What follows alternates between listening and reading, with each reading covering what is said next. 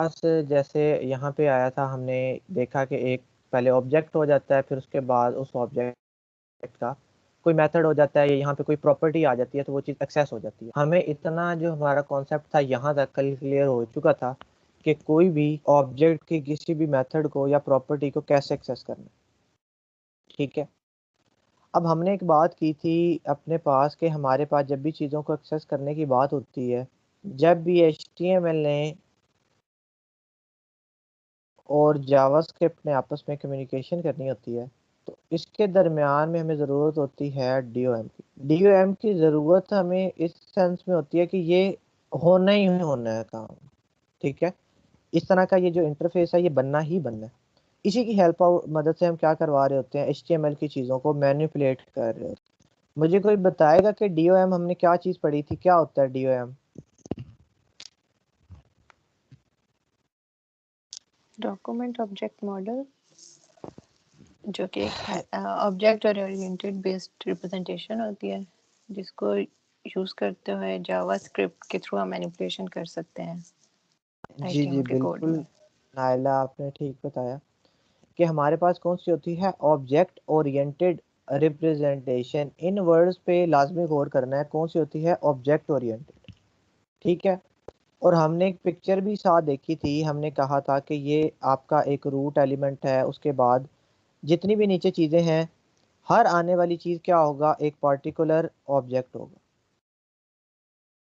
ठीक है, हर बनने वाला जो एलिमेंट है जो हमारे इस फाइल के अंदर मौजूद है, ये क्या होगा, एक एलिमेंट होगा, ये एक एलिमेंट होगा पूरा का पूरा।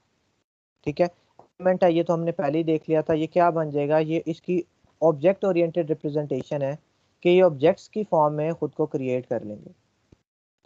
फिर इनके कुछ प्री डिफाइंड मेथड्स और प्रॉपर्टीज होंगी जो कि पहले से तयशुदा है, उनकी मदद से हम क्या करेंगे, इसको अपडेट कर रहे होंगे, इसको छेड़ रहे होंगे, सारा कुछ हम करवा रहे होंगे।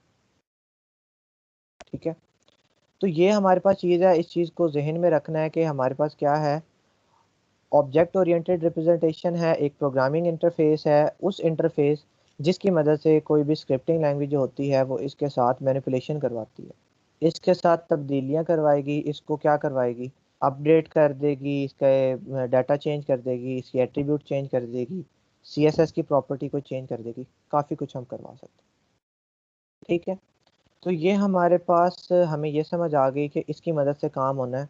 अब हमने जो भी क्रिएट करना है उसके लिए हमें डॉक्यूमेंट का ये जो हम मैं मिटा देता हूँ इसे, ये जो डॉक्यूमेंट है ये बहुत इंपॉर्टेंट रहेगा, क्योंकि हमें हर बार में डॉक्यूमेंट में जाने की ज़रूरत होगी, क्योंकि डॉक्यूमेंट की चीज़ें हमें क्या करवानी है, एक्सेस करनी है, डॉक्यूमेंट का ऑब्जेक्ट हमने लेना। तो इसका जो मेन जो ऑब्जेक्ट होगा वो डॉक्यूमेंट होगा, बट जो इसके नीचे वाले ये चीज़ें हैं ये भी इट सेल्फ क्या होंगे, ऑब्जेक्ट्स होंगे, क्योंकि पूरी एक रिप्रेजेंटेशन हो जाती है DOM के थ्रू, तो हर एलिमेंट क्या होता है, एज एन ऑब्जेक्ट जो है वो ट्रीट हो रहा होता है और एज एन ऑब्जेक्ट वर्क कर रहा होता है। ठीक है, तो हम इसकी बात करेंगे सबसे पहले कि हमारे पास देखिए पहला स्टेप क्या होगा कि हमें अगर HTML को जावास्क्रिप्ट की हेल्प से मैनिपुलेट करना है, तो पहला स्टेप हमारा ये होगा कि ये जो पर्टिकुलर उसका कोई एलिमेंट है ना, उसे हम जावास्क्रिप्ट तक रसाई दें, यानी कि वो यहाँ तक पहुँच जाए, यहाँ तक आ जाए। फिर जावास्क्रिप्ट पहले तो बुलाएंगे, फिर उसके बाद उसको क्या करते हैं, चेंजिंग करेंगे। पर अगर वो चीज़ आई ही नहीं है तो आप उस पर चेंजिंग कैसे कर सकते हो, कर ही नहीं सकते। तो फर्स्ट स्टेप क्या है कि HTML का कोई भी एलिमेंट, बेशक वो P का है, तो इसकी क्या करवानी है, हमने इसकी रसाई जावास्क्रिप्ट तक देनी है। जब ये यहाँ पे आ जाएगा फिर जावास्क्रिप्ट के अंडर है, उसके बाद इसे कुछ भी कर सकते हैं। यानी कि ऐसे ही समझ लें कि अगर आपने किसी के साथ को जुल्म करना चाह रहे हैं आप, तो पहले आपको उस बंदे को किडनैप करके अपने पास लाना पड़ेगा। जब आ जाएगा फिर उसके बाद आप उस पर मैनिपुलेशन या जो भी कुछ करना चाहते हैं वो क्या कर सकते हैं, कर सकते हैं। तो हमें भी पहले यहाँ HTML की चीज़ को जावास्क्रिप्ट तक रसाई देनी है, उसके बाद इस पर क्या करनी है, तब्दीलियाँ लानी है इसके ऊपर। ठीक है, तो हमारे पास ये जो DOM के कुछ प्रॉपर्टीज़ हैं, कुछ मेथड्स हैं, ये बने बनाए हैं, पहले से तयशुदा होंगे, हमने उन्हीं को इस्तेमाल करते करते क्या करना है, अपना काम करवाना। ठीक है, अब जिस तरह से हमारे पास CSS थी ना, अब CSS में भी ऐसे होता था, एक टैग है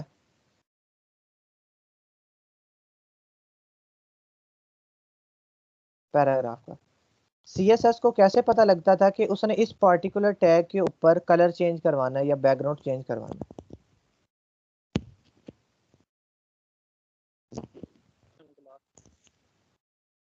जी, CSS को कैसे पता लगता था कि मैंने इस पर्टिकुलर चीज के ऊपर कुछ मैनिपुलेशन अप्लाई करनी है, कलर चेंज करना है, बैकग्राउंड कलर चेंज करना है, उसे कैसे ये पता लगता था? सर हम आईडी या उसे आईडी या क्लास देते थे। आईडी या क्लास हम देते ID थे। उसकी जेनेरिक लफ्ज क्या होता था उसके लिए? ये तो उसके इंस्टेंसेस आ गए ना, आईडी, क्लास, ये वो सारा कुछ।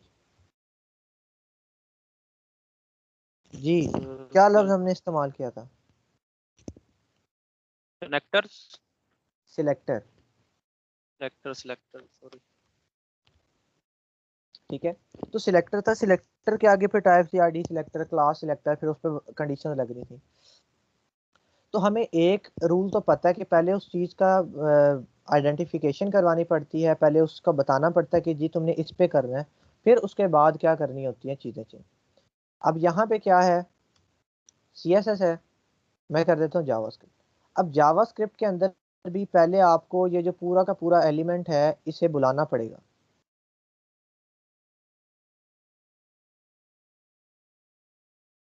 जब ये जावास्क्रिप्ट के पास आ जाएगा, फिर जावास्क्रिप्ट कहेगी कि भाई इसका अच्छा हाँ कंटेंट चेंज कर दो, इसकी एट्रीब्यूट की वैल्यू चेंज कर दो, इसका कलर चेंज कर दो। फिर जावास्क्रिप्ट कहेगी पहले इस पूरे को एक्सेस देनी होगी जावास्क्रिप्ट की तरफ। ठीक है, जैसे वहां पे सिलेक्टर थे, यहाँ पे भी उसके लिए क्या होंगे, मेथड्स होंगे। वहां पे सिलेक्टर्स थे, यहाँ पे मेथड्स बने हुए हैं, उन मेथड्स की मदद से हम चीज़ों को क्या करवाते हैं, एक्सेस करते हैं, पहले से तयशुदा। हम किन किन चीज़ों की मदद से करवा सकते हैं? हम आईडी की मदद से करवा सकते हैं, क्लास की मदद से करवा सकते हैं, ठीक है, टैग नेम की मदद से करवा सकते हैं, ठीक है।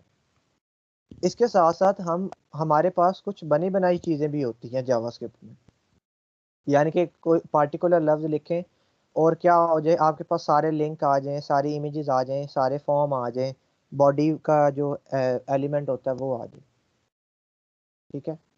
बट हम CSS सिलेक्टर्स की मदद से भी चीज़ों को यहाँ बुलवा सकते हैं, ठीक है। पर हम सारे कवर अप नहीं करेंगे, हम ये जो मेन है तीन, इसकी मदद से करेंगे कि इन तीन की मदद से आप किस तरह किसी चीज़ को क्या करवा सकते हैं, एक्सेस कर सकते हैं। बाकी और भी डिफाइन शुदा हैं, जैसे मैंने आपको बताया कि आप सारे के सारे लिंक्स को जावास्क्रिप्ट में बुलवा सकते हो, सारी इमेजेस को बुला सकते हो, उन इमेजेस पे पार्टिकुलर ऑपरेशंस आप जो है ना परफॉर्म करवा सकते हो, ठीक है। बट अगर मैं इन तीन की बात करूं तो इनके लिए प्रॉपर क्या बने हुए हैं, मेथड्स बने हुए हैं। उन मेथड्स को हमने वैसा ही लिखना है जैसा हमें बताया गया है, ठीक है। वो आईडी के लिए कोई मेथड होगा, क्लास के लिए कोई मेथड होगा, टैग नेम के लिए कोई मेथड होगा, उनकी मदद से हम इधर कुछ बनी हुई चीज़ें जो होंगी यहाँ पे, जैसे पैराग्राफ है, हेडिंग है, कुछ भी है हमारे पास, डिव्स हैं, उन्हें किस में एक्सेस करवाएंगे, जावास्क्रिप्ट के इस स्क्रिप्ट में, और अंदर ला के फिर उन्हें क्या कर देंगे जी, चेंज कर देंगे। जो भी उस पर चेंजिंग अप्लाई करनी होगी वो यहाँ पे आके हम कर देंगे। तो उसके बारे में बात करते हैं जी कि कैसे हम करेंगे, क्या लिखेंगे। सबसे पहले मैं बात करूंगा जी आईडी के बारे में। सबसे ज़्यादा यूज़ होने वाला तरीका भी यही होता है कि आप आईडी की मदद से बुलवा लो और उसके बाद उस पर मैनिपुलेशन जो है वो अप्लाई कर दो, ठीक है। मैं आता हूँ यहाँ पे, तो इसके लिए सिंटैक्स, अगर सिंटैक्स की बात करूँ तो डॉक्यूमेंट डॉट, क्योंकि डॉक्यूमेंट वैसा ही रहेगा, डॉक्यूमेंट में आप हेरा फेरी नहीं कर सकते। सिंटैक्स लिखने का तरीका ये होता है कि जो चीज़ों में आप चेंजिंग कर सकते हो ना वो तो करोगे, पर जिनमें नहीं कर सकते उनमें नहीं करनी। कैसे? जैसे हम इफ़ का लिखते थे, इफ़, और आगे मैं लिखता था कंडीशन। कंडीशन तो आप अपनी मर्जी से कोई भी लगा सकते हो, पर इस इफ़ की जगह पे आप अगर नहीं लिख सकते। आपको मैं अगर लिखना चाह रहा हूँ तो आप ये नहीं लिख सकते, क्यों? क्योंकि आप बाउंड हो उसी इफ़ को यूज़ करने के लिए, क्योंकि वो कीवर्ड है पहले से तयशुदा है। तो यहाँ पे भी डॉक्यूमेंट तो ऐसे ही आएगा क्योंकि ये हमारा मेन ऑब्जेक्ट है। उसके बाद लगेगा डॉट। डॉट के बाद आज तक हमने सिर्फ डॉक्यूमेंट डॉट राइट ही देखा था, इसके अलावा हमने कुछ नहीं देखा था। आज हम इसके अलावा कुछ देखेंगे, वो है गेट एलिमेंट बाय आईडी। और क्या हो जाएगा, इसी तरह जो मेथड का तरीका होता है वैसे ही। मेथड का तरीका हमने यही देखा था ना कि माई ऑब्जेक्ट डॉट माई मेथड, और अगर कोई पैरामीटर होता तो मैं पैरामीटर पास करवा देता। ठीक है, यही तरीका देखा था ना। अब बस ऑब्जेक्ट की जगह पहले से बना हुआ ऑब्जेक्ट और मेथड की जगह पहले से बनाया हुआ मेथड, वो चीजें मैंने लिख ली हैं। और यहाँ पे मैं क्या कर देता हूँ, मैं इसे कर देता हूँ सपोज कोई भी P1। अभी मैंने यहाँ पे जो चीज लिखूंगा ना वो क्या होता है मेरे पास आईडी का, क्योंकि आईडी नेम चेंज हो सकती है। अगर मैं इसे यहाँ से कॉपी करूँ और मैं आपको कहाँ पे ले जाऊँ, इधर,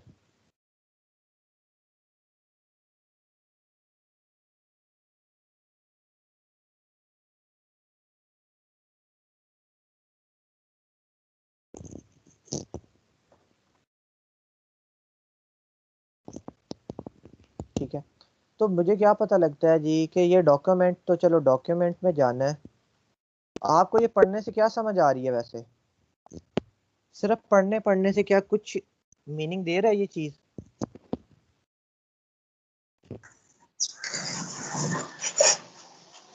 जी सर। क्या क्या दे रहा है अदनान, मीनिंग क्या समझ आ रही है इससे?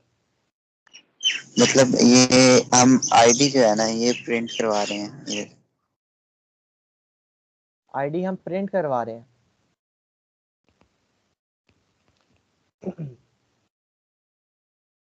डॉक्यूमेंट डॉट राइट तो आया ही नहीं, राइट आता तो प्रिंटिंग होती ना, राइट तो लिखा ही नहीं, हमने लिखा डॉक्यूमेंट डॉट आगे कुछ और। आ रहे हैं। आईडी को गेट करें, मतलब उसके नेम से, ये समझ आ रहा है डॉक्यूमेंट में से। बिल्कुल ठीक है, ये समझ आ रहा है कि डॉक्यूमेंट में जाएं, वहां पे जाके गेट करें एलिमेंट को उसकी आईडी की बेस पे।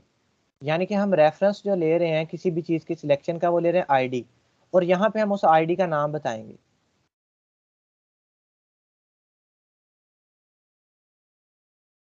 ठीक है, जैसे आप कहते हो कि रोल नंबर की बेस पे पनिशमेंट मिलेगी, ठीक है, बट किस रोल नंबर को मिलेगी वो भी तो आगे बताना जरूरी है। मैंने कहा आईडी के बेस पे गेट करना है, पर कौन सी आईडी को गेस करना, गेट करना है,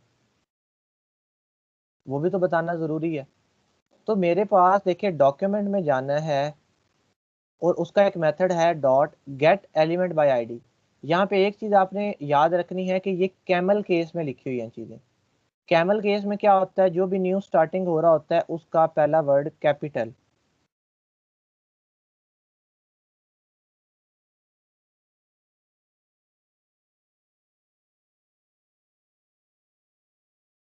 गेट स्मॉलर है, फिर ई बड़ा हो गया, फिर बाय का बी बड़ा हो गया, आई का आई बड़ा हो गया, क्योंकि गेट एलिमेंट बाय आईडी। इस तरह से लिखने को कहते हैं कैमल केस।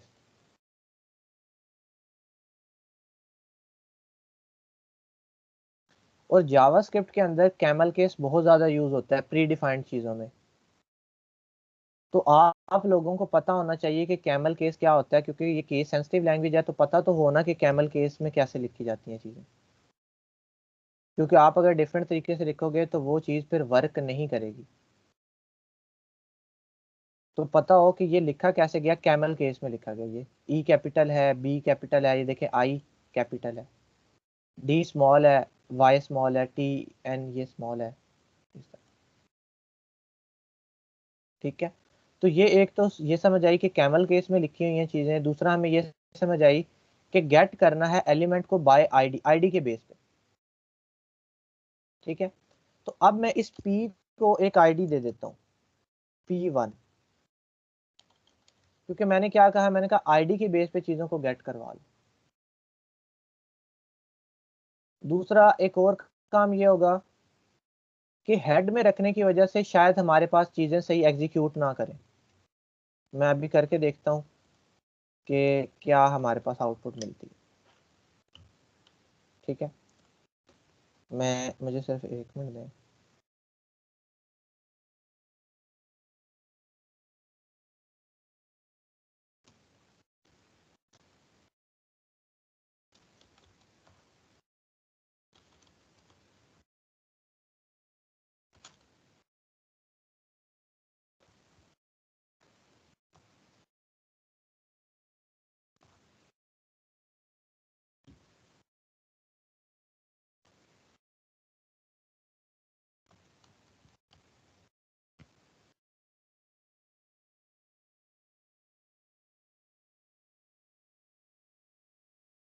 हम्म,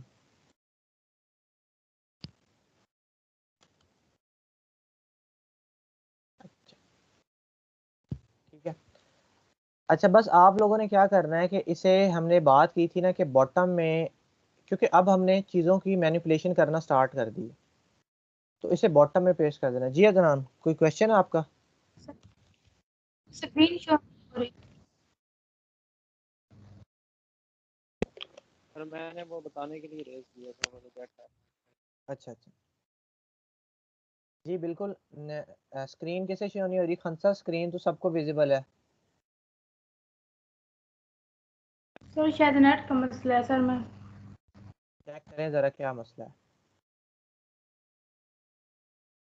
ठीक है, ये देखिए मैंने उसे हेड में पेस्ट किया हुआ है। अब मेरे पास कोड भी ठीक है। ठीक है, मैं इसे देखता हूँ मसला क्या है। इसे मैं कंट्रोल-Z करके वापस यहीं पे लाता हूँ, सेव। अब ठीक चल रहा है। तो ये कोशिश करें, देखें कि इसे बॉटम में हमने बात की थी शुरू में जब हमारी बात हुई थी कि कहाँ पे पेस्ट करना है, तो हमें पेस्ट उसे बॉटम में करना है, बॉडी के एंड पे। यानी कि बॉडी का टैग जहाँ पे क्लोज हो रहा है उससे थोड़ा सा ऊपर, बस बॉडी के टैग को और इसके टैग को इकट्ठा करें और इसे बिल्कुल नीचे ले जाएं। ठीक है, और ऊपर अपना सारा काम जो है परफॉर्म करते हैं। अभी इन चीज़ों की मैं बात नहीं करूँगा, इस चीज़ की सिर्फ मैंने टेस्ट करने के लिए लिखी थी। ये मैं मिटा देता हूँ। ठीक है, इसी के साथ साथ देखें मैंने यहाँ पे जो चीज़ लिखी थी आईडी नेम, अगर मैं इसे ये वाली अब लाइन कॉपी करके ले जाऊँ वहाँ पे, देखिए फ़र्क सिर्फ और सिर्फ उसकी आईडी का है। कैसे? मैं टेक्स्ट पे क्लिक करता हूँ, यहाँ पे इधर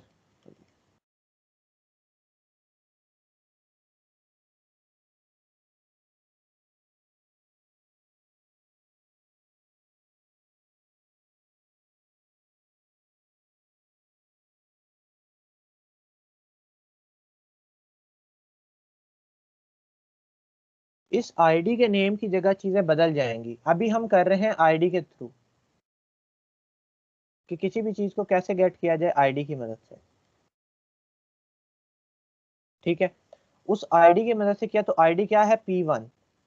तो जो भी आपके पास आईडी होगी, आपने जिस चीज़ को भी गेट करना है आपने उसकी पर्टिकुलर आईडी लगानी है।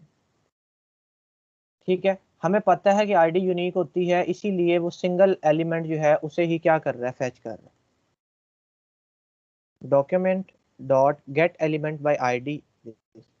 इतनी स्टेटमेंट का मकसद ये है कि डॉक्यूमेंट में जाना और P1 को, जहां पे आईडी P1 उसे मिलेगी, उस पूरे एलिमेंट को सिलेक्ट करके ले आना। उस पूरे पैराग्राफ को क्या करना? सिलेक्ट करके अपने पास ले आना। इस स्टेटमेंट का मतलब क्या है कि डॉक्यूमेंट में जाना और उस पूरे को सिलेक्ट करके ले आना। अब आपकी मर्जी है, आप इसे कोड को यहीं पे लेंथी करते जाओ या फिर इसे किसी वेरिएबल में स्टोर करवा लो। जैसे आप कह देते हो वेरिएबल पोस्ट पैरा।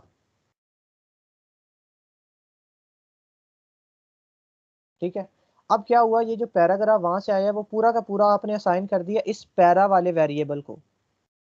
यहाँ पे अब वो चीज स्टोर हो चुकी है। ठीक है, इसके ऊपर मैं माउस लेके आता हूँ तो वो क्या कहता है, इसमें कोई HTML एलिमेंट स्टोर है। बिल्कुल ठीक बात है, एलिमेंट स्टोर है। क्यों? क्योंकि यहाँ तक क्या हो रहा है, यहाँ तक वो चीज़ एक्सेस हो रही है और साथ ही आपने असाइन करवा दिया। इसी तरह से जैसे हमने पहले बात की थी, variable x is equal to my function,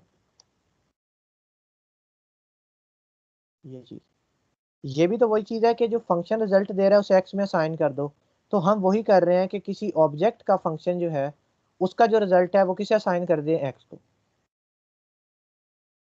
ताकि जब भी मुझे ज़रूरत पड़े आगे भी अगर मुझे इस पैराग्राफ की ज़रूरत पड़ती है तो मैं इस पूरी स्टेटमेंट को ना लिखूं, मैं इस छोटे से पैरा को लिखता रहूं।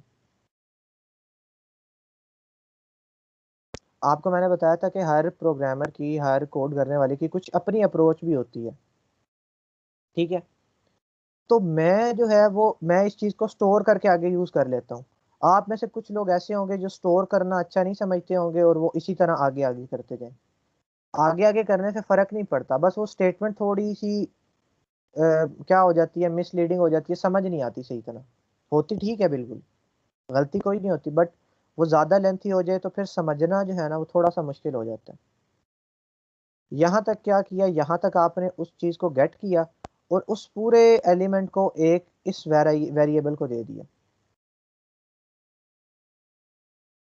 जो ये काम है। सर हम P1 की जगह कुछ भी लिख सकते हैं? आईडी तो आपकी अपनी मर्जी की होगी ना, जो मर्जी रखें। जैसे अगर चेंज करनी है तो फिर इसे भी चेंज करना है और यहाँ से आईडी भी चेंज करनी है। Right sir. ठीक है, कोई भी आईडी क्लास का नेम तो आपकी अपनी मर्जी पे डिपेंड कर रहा है।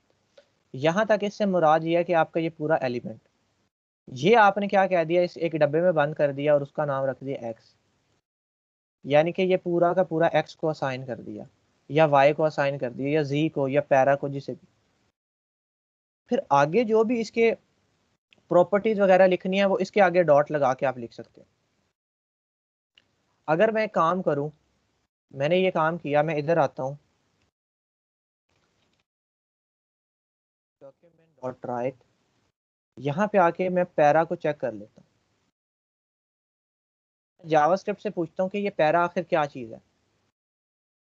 वो कहता है ये कोई ऑब्जेक्ट है, इसके अंदर HTML पैराग्राफ एलिमेंट जो है वो पड़ा हुआ है। मतलब कि ये पैराग्राफ जो है ये भी इटसेल्फ क्या है, एक ऑब्जेक्ट। और मैं डॉट लगा के इसकी आगे फर्दर प्रॉपर्टीज को भी एक्सेस कर सकता हूँ। ठीक है, मैंने उस पैरा की जिसमें स्टोर करवाया हुआ था ना, उसे मैंने डॉक्यूमेंट डॉट राइट करवाया, जरा आउटपुट ली कि क्या है ये चीज़। उसने मुझे कहा ये ऑब्जेक्ट है HTML पैराग्राफ एलिमेंट, कि HTML का पैराग्राफ का एलिमेंट है। तो बिल्कुल ठीक बात है, पैराग्राफ का ही एलिमेंट है। उसके आगे मेरे पास उसकी प्रॉपर्टीज को चेंज करने के काफ़ी तरीके हैं। ठीक है, अगर मैं क्या क्या देता हूँ, यहाँ पे आता हूँ, इसके अंदर मेरे पास कोई भी सपोज टेक्स्ट है, वो इसका क्या लाता है, इनर HTML। अभी मैंने लिखा था डॉट इनर HTML, तो ये जो इनर HTML है ये क्या है, ये उसका कंटेंट को जाहिर कर रहा है, जो इसके सेंटर में चीज़ आ रही है ना उसे जाहिर कर रहा है। अब हमें यही चीज़ याद करनी है, क्यों, क्योंकि ये पहले से तयशुदा चीज़ है, ये एक प्रॉपर्टी है। देखें वो प्रॉपर्टी क्या रहा है। ठीक है, तो यहाँ से अगर मैं इस चीज़ को मिटाऊं, कंट्रोल X कर देता हूँ नीचे लाके,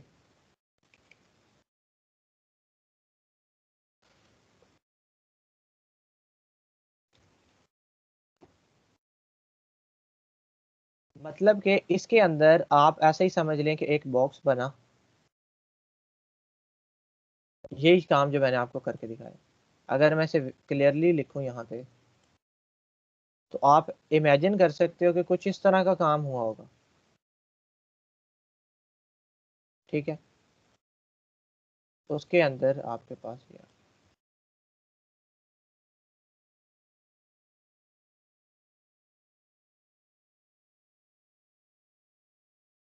इसके जो प्रॉपर्टीज हैं, ये सारी जो DOM की वजह से पहले से बनी हुई हैं चीज़ें। ऑब्जेक्ट, उसे पता है मैंने ऑब्जेक्ट की तरह इसे ट्रीट करवाना है, उसे पता है इनर HTML से मैंने इसके अंदर का कंटेंट चेंज करवाना है। क्यों, क्योंकि ये सारे जो मेथड्स वगैरह और सारी प्रॉपर्टीज हैं पहले से बनी हुई हैं। अगर ये भी हमें बनानी पड़ती तो हमें डिक्लेयर करना पड़ता कि ये चीज़ को हमें पूरी कोडिंग लिखनी पड़ती कि ये जो स्पेसिफिक चीज़ होती है ये इसका कंटेंट कहलाता है, इसे कंटेंट कहना है, इसे कैसे स्टोर करवाना है, A to Z हमें इंफॉर्मेशन देनी पड़ती। बट अब हम क्या कर रहे हैं, ये पहले से बनी हुई प्रॉपर्टी को यूज़ किया, dot inner HTML. Dot inner HTML में मैं कोई नई वैल्यू रखवा देता हूँ। मैं यहाँ पे रखवा देता हूँ सपोज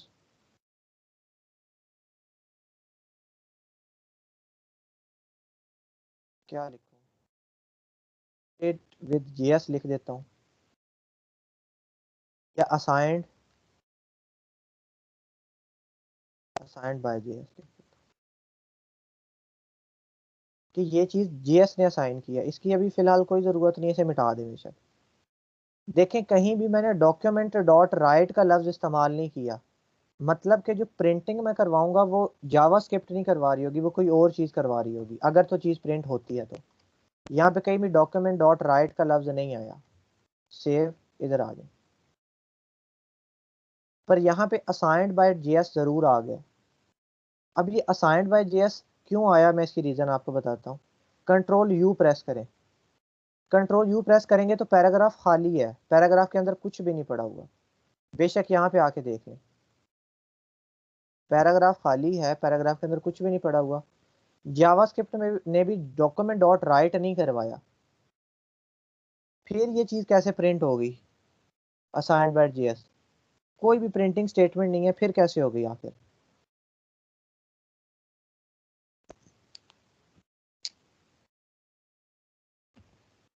जी क्या आंसर देना चाहेंगे?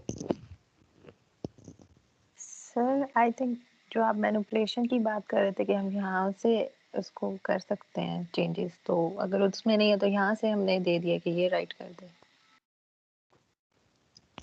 जी नाइला आपकी बात ठीक है कि जो मैनिपुलेशन की बात कर रहे हैं तो ये जावास्क्रिप्ट ने उसे असाइन कर दिया होगा, पर ये सोर्स में नहीं शो हो रहा। देखें ये रन टाइम पे असाइनिंग हुई है, मैं इंस्पेक्ट करके आपको दिखाता हूँ। यहाँ पे आप आओ, ये देखो, ये देखें वही पैराग्राफ, आईडी लगी हुई है P1। ये आईडी मैंने नहीं लगाई, ये मैंने पहले की लगाई हुई थी, ये देख लें। ठीक है, इससे मैं क्या करता हूँ, इधर ले आता हूँ साइड पे। एक,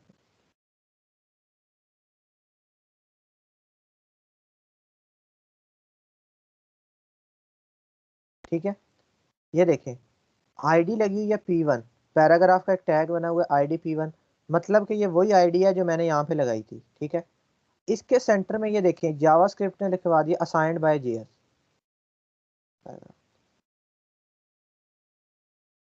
ये क्यों आया यहाँ पे? ये रन टाइम पे असाइनमेंट हुई है, रन टाइम पे।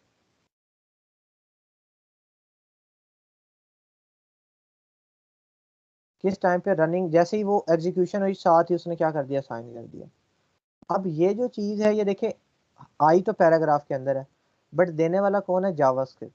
ये देखें असाइंड बाय जेएस, इस डॉट एचटीएमएल के अंदर कहीं भी असाइंड बाय जेएस नहीं लिखा होगा, बेशक कंट्रोल एफ कर लें और ढूंढ लें, तो वो असाइंड पे कोई रिजल्ट नहीं देता। जेएस पे उसने ये देखें जेएस को हाईलाइट कर दिया, पर असाइंड बाय जेएस जो है पूरा, उस पर कोई भी रिजल्ट नहीं आ रहा। तो ये क्या कर रहा है, ये जावास्क्रिप्ट रन टाइम के ऊपर चीज़ों को क्या करवा रहा है, सेटल करवा रहा है, उसे दे रहा है। एक मिनट रुकेगा सिर्फ, एक मिनट।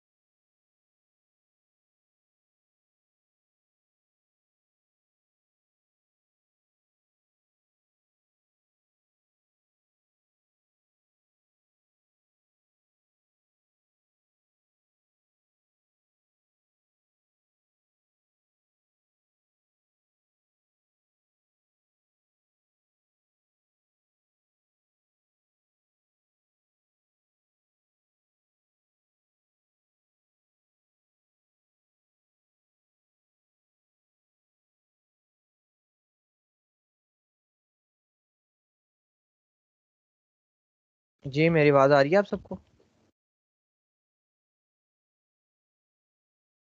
Yes sir. अच्छा, यस सर। हम क्या बात कर रहे थे कि ये देखें जो असाइंड बाय जेएस है ना, आप कोई भी टेक्स्ट लिख सकते हैं। मैंने तो इसीलिए लिखा ताकि कंफर्म हो जाए कि ये जेएस ने असाइन किया। आप यहाँ पे हेलो लिख लो बेशक, ठीक है, हेलो आ जाएगा, ये भी हेलो प्रिंट हो गया। तो जो आप यहाँ पे दे रहे हो, आप उसके इनर एचटीएमएल की वैल्यू जावास्क्रिप्ट की मदद से सेटल करवा रहे हो। इस अभी मैं सिर्फ इस एक चीज की बात करूंगा, इनर एचटीएमएल, क्योंकि अभी मैंने जो आपको मेन गोल जो है समझाने का वो ये नहीं है कि मैं आपको इनर एचटीएमएल समझाऊं। मेन मकसद ये है कि ये समझ आए कि वो वाली जो पैराग्राफ है वो यहाँ पे एक्सेस हो गया। एक्सेस हुआ है तो फिर चीजें असाइन हुई है ना। अगर एक्सेस ही ना होता तो ऐसा हो ही नहीं सकता कि चीजें असाइन होती। तो यहाँ तक आपके पास वो चीज एक्सेस हो चुकी थी। यहाँ तक इस स्टेटमेंट का से मुराद है कि वो डॉक्यूमेंट में गया, डॉक्यूमेंट में उसने गेट की एक एलिमेंट बाय आईडी, आईडी की मदद से कौन सी P1 उसने देखा, उसने कहा P1, उसने इसे पकड़ा और क्या ले आया यहाँ पे, और क्या कर दिया मैंने साथ ही इस P1 को, ये यानी कि ये पूरे इस एलिमेंट को असाइन कर दिया पैरा को। मतलब कि अब ये जो मेरा पूरा पैरा है ये एक ऑब्जेक्ट बन चुका है। अब मुझे कोई मसला नहीं है, मैं इसे कहीं भी यूज कर सकता हूँ। अगर आप इसे असाइन नहीं कराना चाहते तो आपकी अपनी मर्जी है। मैंने आपको बताया किसी भी प्रोग्रामर की अपनी अप्रोच होती है। आप इसे डॉट इसके आगे लगा के भी HTML और इज इक्वल टू हेलो करवा सकते हो, यानी कि ये काम मैं ऐसे भी करवा सकता हूँ।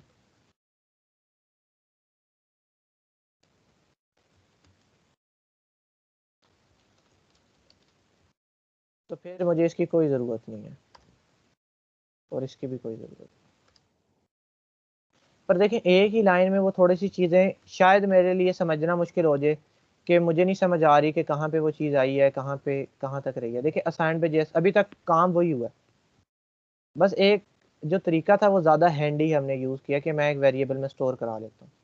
अगर आपको ये अप्रोच बेटर लगती है इसके साथ चले जाएं। अगर आपको इसे दो लाइनों में डिवाइड करना है तो बेशक इसे दो लाइनों में डिवाइड कर लें। इसे कुछ भी नाम दे लें x, तो यहाँ पे वेरिएबल x,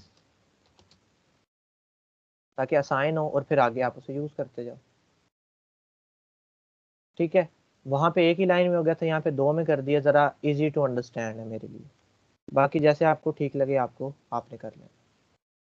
तो यहाँ तक हमें समझ आई कि कोई भी चीज़ जो है वो एक्सेस हो जाती है जावास्क्रिप्ट के अंदर, और हुई भी है हमारे सामने। ठीक है, मैं 1 मिनट के लिए इसे मिटा देता हूँ। ठीक है, और यहाँ पे मैं एक रॉन्ग आईडी डालता हूँ P2, क्योंकि यहाँ पे कोई P2 मौजूद नहीं है। यहाँ पे मैं एक छोटा सा काम करता हूँ, डॉक्यूमेंट डॉट राइट। मैं देखता हूँ कि जब अगर मैं कोई गलती करूँगा तो शायद मेरे पास कैसी आउटपुट आनी चाहिए। वो कहेगा नल, कहेगा इसके अंदर कोई चीज़ स्टोर ही नहीं है। पर अगर अभी आप आईडी ठीक कर दो तो नल नहीं आएगा आंसर, आपके पास आएगा कि ये ऑब्जेक्ट है कोई, उसके अंदर ये चीज़ स्टोर है। तो जब भी आपके पास नल आए मतलब कि आपने कोई गलती की हुई है, उसे ठीक कर लेना हमने। और जब भी कोई ऑब्जेक्ट शो करवाए तो मतलब कि ठीक है बात। अच्छा, यहाँ तक हमारी आईडी के थ्रू बात हो गई। जो चेंजिंग है वो मैं अभी सिर्फ इनर HTML की रखूंगा कि कंटेंट बदल जाए, कंटेंट बदल जाए। बाकी और भी चीज़ें हमें पता है, एट्रीब्यूट भी बदल जाती है, CSS की प्रॉपर्टी भी बदल जाती है, पर वो मैं अभी बात नहीं करूंगा। अभी सिर्फ मैं इनर HTML की बात करूंगा, क्योंकि पहले हमने फेच करवाने के तरीके देखने हैं। ठीक है, एक तरीका हमारे पास हो गया ये, जो कि क्या था, आईडी की बेस पे। मिटा देता हूँ इसे। हमारे पास हम किसी भी चीज़ को उसके टैग के नाम की मदद से भी एक्सेस करवा सकते हैं।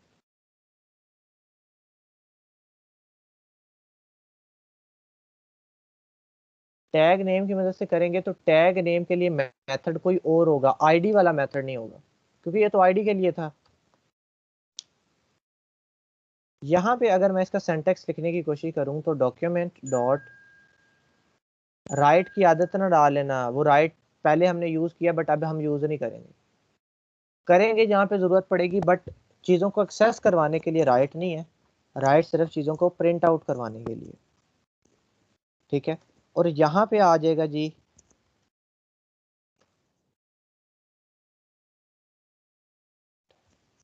अगर मैं इसे यहाँ से कॉपी करूँ, इसे समझने के लिए मैं कहाँ पे आ जाता हूँ यहाँ।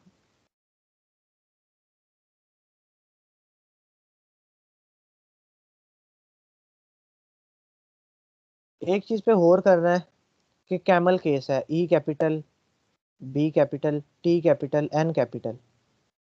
जो जो न्यू स्टार्टिंग है उनका पहला पहला जो वर्ड लेटर है वो कैपिटल। एक तो ये चीज़ गौर कर ली। एक और चीज़ बड़ी गौर करने वाली है, देखिए डॉक्यूमेंट तो चले वैसे ही रहा, गेट भी वैसा रहा। ये जो एलिमेंट है, पहले एलिमेंट होता था, अब एस लग गया इसके साथ। एस से क्या मुराद होती है अगर किसी चीज़ के आगे एस लग जाए तो? प्लूरल। ये प्लूरल होता है, मतलब कि वो एक चीज़ नहीं रहती, वो ज़्यादा हो जाती हैं चीज़ें। ऐसा ही है, अगर बॉय है तो बॉय एक, और बॉयज मतलब कि ज़्यादा, एक से ज़्यादा। जी ऐसे ही इंग्लिश में पढ़ के आए हैं या नहीं?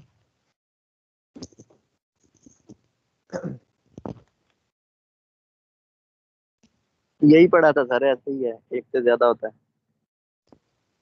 तो मुझे बताएं भी सही ना, क्या पता मैं अकेला ही ऐसी चीज़ें पढ़ता रहूं, आपने ना पढ़ी हूँ।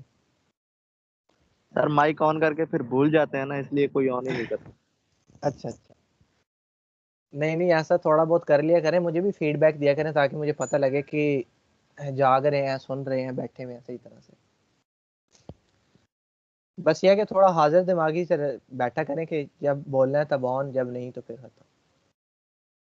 अच्छा, तो एस मतलब कि टैग नेम की मदद से एक से ज़्यादा एलिमेंट आएंगे, मतलब, और ऑब्वियस सी बात है कि एक टैग के पैराग्राफ के आपके पास 10 भी हो सकते हैं, 15 भी हो सकते हैं, 2 भी हो सकते हैं, एक भी हो सकता है।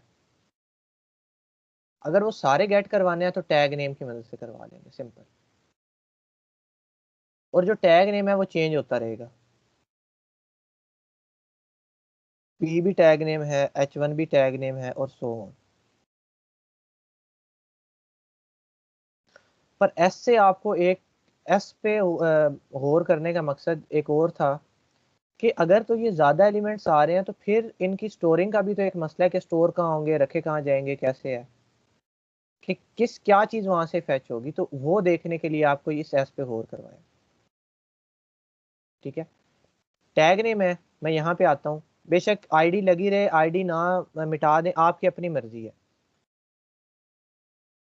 ठीक है, बेशक आईडी लगी रहे, बेशक आईडी मिटा दें, उससे फ़र्क नहीं पड़ेगा कि आईडी भी है उसमें, उसने सिर्फ टैग नेम की बेस पे करना है। मैं सिर्फ थोड़ा सा क्लीन अप करने के लिए मैं आईडी मिटा रहा हूँ। पर अगर आईडी लगी होगी तो ये नहीं होगा कि अगर आईडी लग गई तो फिर टैग नेम की मदद से एक्सेस नहीं हो सकेगा, हो जाएगा फिर। इसे मैं क्या देता हूँ P1। कंटेंट मैं लिख रहा हूँ खुद से क्योंकि मैं कुछ देखना चाहता हूँ, इसीलिए मैंने P1 P2 P3।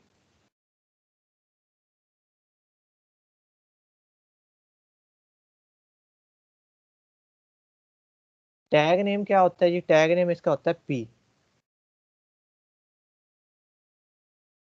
अब यहाँ तक ये वाले टैग गेट हो चुके हैं, document dot gate elements bye tag name और P के, P के टैग नेम वाले जो भी है ना वो गेट कर दो। ठीक है, वो गेट कर दो, तो देखिए वो गेट यहाँ तक हो चुके हैं। मैं अपनी आसानी के लिए इस चीज़ को किसी के अंदर स्टोर करवा देता हूँ, कोई भी कह देता हूँ, एलिमेंट्स कह लें सपोज,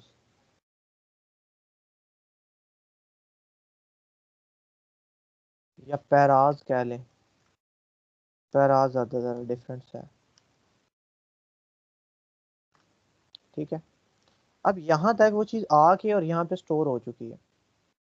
अब अगर मैं एक छोटा सा काम करूँ, मैं कहूँ डॉक्यूमेंट डॉट राइट, और इसके अंदर पैराज को मैं प्रिंट आउट करवाऊँ कि पैराज आखिर क्या चीज़ है।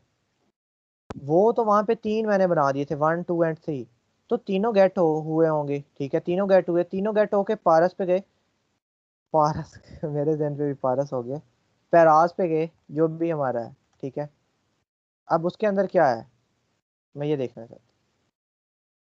तो ये P1, ये P2, ये P3, ये जावास्क्रिप्ट ने प्रिंट आउट नहीं करवाया, कहीं ये समझ रहे हो कि जावास्क्रिप्ट ने करवाया, नहीं, ये वो है जो यहाँ पे आपने सिंपली लिख दिया था, उसकी वजह से ये आया।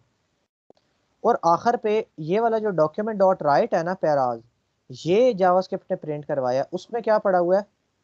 कलेक्शन। कलेक्शन एक चीज के लिए यूज होता है या ज्यादा चीजों के लिए? ज्यादा के लिए। ठीक है, हम क्या कहते हैं कलेक्शन में एक से ज़्यादा चीज़ें आ जाती हैं। आप कहते हैं मेरे पास तो गाड़ियों की कलेक्शन है, मेरे पास तो वॉचेस की कलेक्शन है। तो वॉचेस की कलेक्शन होने से क्या मुराद है कि आपने एक घड़ी रखी हुई है अपने पास? कलेक्शन से यही मुराद है कि आपके पास काफ़ी घड़ियाँ होंगी, काफ़ी गाड़ियाँ होंगी, काफ़ी, आप कह सकते हो कि मेरे पास पेन्स की कलेक्शन है। यहाँ पे वो कह रहा है कि ये पैरास अब कोई कलेक्शन बन गया, ये कलेक्शन है। ठीक है, अब मैं क्या करता हूँ, मेरे पास ये चीज़ आ गई यहाँ तक, पैरास ये। अब ये तो कलेक्शन है, मैंने अगर P1 को गेट करना है या P2 को मैनिपुलेट करना है तो मैं कैसे कर सकता हूँ? बीच में से पार्टिकुलर एक को करना है तो कैसे होगा? उसके लिए मैं देख लेता हूँ, यहाँ पे आ जाता हूँ, यहाँ पे आके मैं लिख लेता हूँ कुछ भी, सपोज डॉक्यूमेंट डॉट राइट और वही पैरास 1 डॉट इनर HTML। मुझे आप बताएं कि पहले तो P1 P2 P3 लिखा हुआ आएगा, आखिरी लाइन के ऊपर क्या आएगा? इसे देखते देखते बताएं, आपको क्या लगता है आखिरी लाइन के ऊपर क्या आएगा लिखा हुआ? P1 आएगा सर। P1 जी, P1 कह रहे हैं, बाकी सब क्या कहते हैं? सब लोग बताएं। P1 P1 P1 P1 sir. जी, P1 अच्छा P1 सब कह रहे हैं, बाकी सब क्या कहते हैं? जी सारे P1 के साथ हैं। P1 या अच्छा जी P1 कह रहे हैं, मैं सेव करता हूँ, मैं देख लेता हूँ। ये तो P2 आया यहाँ पे, P1 P2 P3 तो चले वैसे ही था ना, नीचे यहाँ की बात हो रही थी। यहाँ पे आप सब कह रहे थे P1 बट आया P2 है, ऐसा क्यों है? सर वो एरे का वजह सर जी ये एरे है, एरेस को नहीं करते, ये इंडेक्स अगर वन होगा तो इंडेक्स 1 उसने फैच। बिल्कुल, तो ये आपको ये रिप्रेजेंटेशन से क्यों सब 1 1 कह रहे थे, P1 P1 P1? ये रिप्रेजेंटेशन से कुछ समझ नहीं आई थी कि ये क्या चीज़ हो सकती है? मुझे शक पड़ा था कि आई थिंक ये एरे टाइप है तो इसकी तो मैं चुप थी। बिल्कुल ऐसा ही है कि आपके पास उसने क्या काम करवाया है। मैं इसे अगर 1 मिनट के लिए मिटाऊं, जितने भी आपके पास एलिमेंट्स अगर आप कलेक्शन में लेते हो ना, तो क्या काम होता है कि ऐसे अगर आ जाती है एक चीज़, बल्कि 4 बज गए हैं, आप लोग पहले नमाज पढ़ लें, यहाँ से बात हम आगे कंटिन्यू करेंगे। लेट होती है वैसे काम। कितने बजे होती है आजकल? हमारी तरफ 4:30 होती है। सर इधर 20 पे होती है। तो अब क्या कर लें, 4:10 रख लें ब्रेक का टाइम? जी सर 4:10 कर ले, 15 कर ले, 15 कर चार ले। द... नहीं 4:10 ठीक है, 4:10 से 4:30 तक टाइम होगा हमारा ब्रेक का। ठीक है, अच्छा अब यहाँ पे चले, मैं बात यहीं से कंटिन्यू करता हूँ। यहाँ पे क्या काम हो रहा है कि ये जो हमारे पास थे ना पैराज, अब क्या बनी, एक उसने अरे के अंदर इस चीज़ों को जोड़ दिया। अब मैंने उसके अंदर कंटेंट P1 P2 P3 है ना, तो मैं यहाँ पे वही बात कर लेता हूँ कि P1, पर एक्चुअल में उसने वो P1 का पूरा पैराग्राफ रखा हुआ है, ऐसे पूरा का पूरा एलिमेंट, सारी चीज़ें। ठीक है, पर मैं उसकी रिप्रेजेंटेशन के लिए क्या देता हूँ कि यहाँ पे P1 है, P2,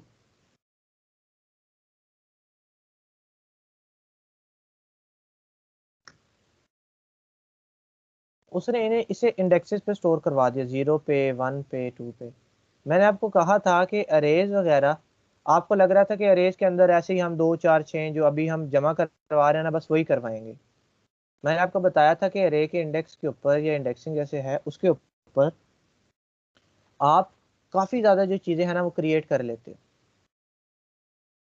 ठीक है, काफ़ी ज़्यादा जो चीज़ें हैं वो क्रिएट कर सकते हैं। जैसे मैंने आपको कहा था कुछ भी स्टोर हो जाता है इंडेक्स पे, ऐसे ही है जैसे आप बेशक जहाज़ लैंड करवा लें। तो उसने क्या किया, इस पूरे एलिमेंट को यहाँ पे, इस पूरे एलिमेंट को यहाँ पे और इस पूरे एलिमेंट को यहाँ पे स्टोर करवा लिया। अब हमें यह आसानी हो गई कि हमें इन सब पे अगर कुछ एक्शन परफॉर्म करना है ना तो लूप चलाना आसान होगी। मतलब कि अब लूप चल सकती है इस पूरे के पूरे पे। लूप की मदद से आप इन सब का कलर चेंज कर सकते हो, आप कुछ भी करवा सकते हो, इसका इनर एचटीएमएल बदलवा सकते हो, डिफरेंट काम आप करवा सकते हो। पर अगर हम डायरेक्टली इस पॉइंट पे आ जाते और आज ऐसे ये चीज़ें स्टोर होती तो आपको समझ ना आती कि आखिर ऐसा कैसे स्टोर होगी। तो इसका जो नाम रखा हुआ था वो हमने ऐसे रखा था। वैसे तो उसने एक अरे बना ली थी इस तरह से, हमने उसको नाम भी रखवा दिया। हमने कहा पैराज, और पैराज के 0 इंडेक्स पे कुछ आ गया, 1 इंडेक्स पे और 2nd इंडेक्स। अब यहाँ पे 1 डॉट इनर एचटीएमएल को जब मैंने आवाज दी ना कि 1 इंडेक्स पे जो चीज पड़ी हुई है उसका इनर एचटीएमएल, तो ये पड़ा हुआ था 0 इंडेक्स पे। याद रहे यहाँ पे वो वाले कमेंट नहीं देने, यहाँ पे एचटीएमएल के कमेंट।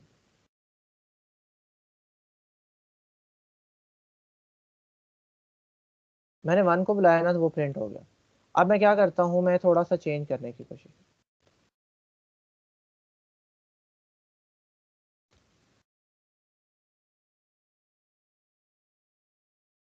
ठीक है, 2 का इनर एचटीएमएल, तो देखते हैं क्या आंसर आता है। P3, यानी कि ये वाला P1 P2 P3 ये तो वही है ना, ये जो यहाँ पे है।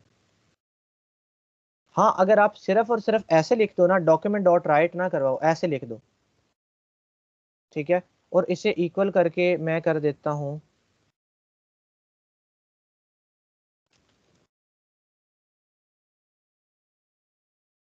मुझे अब बताएं अब क्या रिजल्ट मिलेगा मुझे।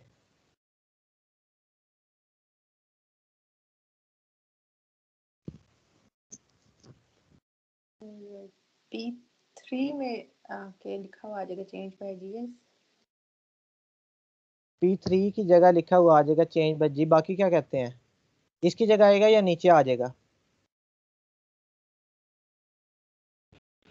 P3 की जगह है।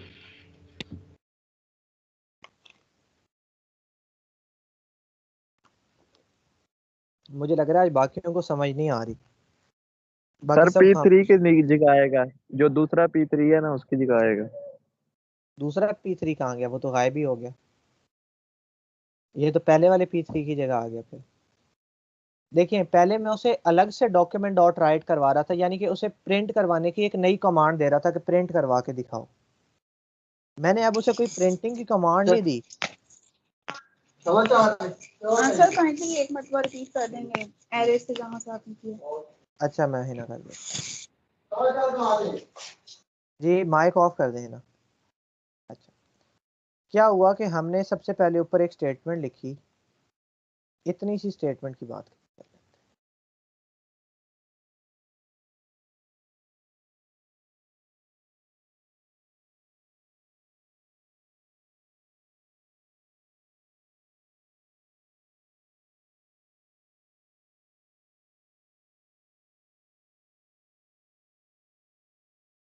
हमने कहा paras is equal to document dot get element by tag name और पी। यहाँ पे क्या हो रहा है, अब हमें मुझे पता है इस चीज़ का, क्योंकि मैंने ही ये पी पैराग्राफ सारे मैंने खुद ही बनाए, तो मुझे पता है कितने पैराग्राफ हैं। तो मुझे पता है 3 है, ठीक है, 3 पैराग्राफ थे। तो मैंने क्या कह दिया कि इस तरह से कुछ काम हुआ है कि एक P1 इस पे, P2 इस पे, P3 इस पे। अगर तो मैं कोई नई चीज़ डॉक्यूमेंट डॉट राइट करवाता हूँ ना, तो हमें पता है डॉक्यूमेंट डॉट राइट का क्या मतलब होता है कि डॉक्यूमेंट में जाके कुछ चीज़ लिखवा दो।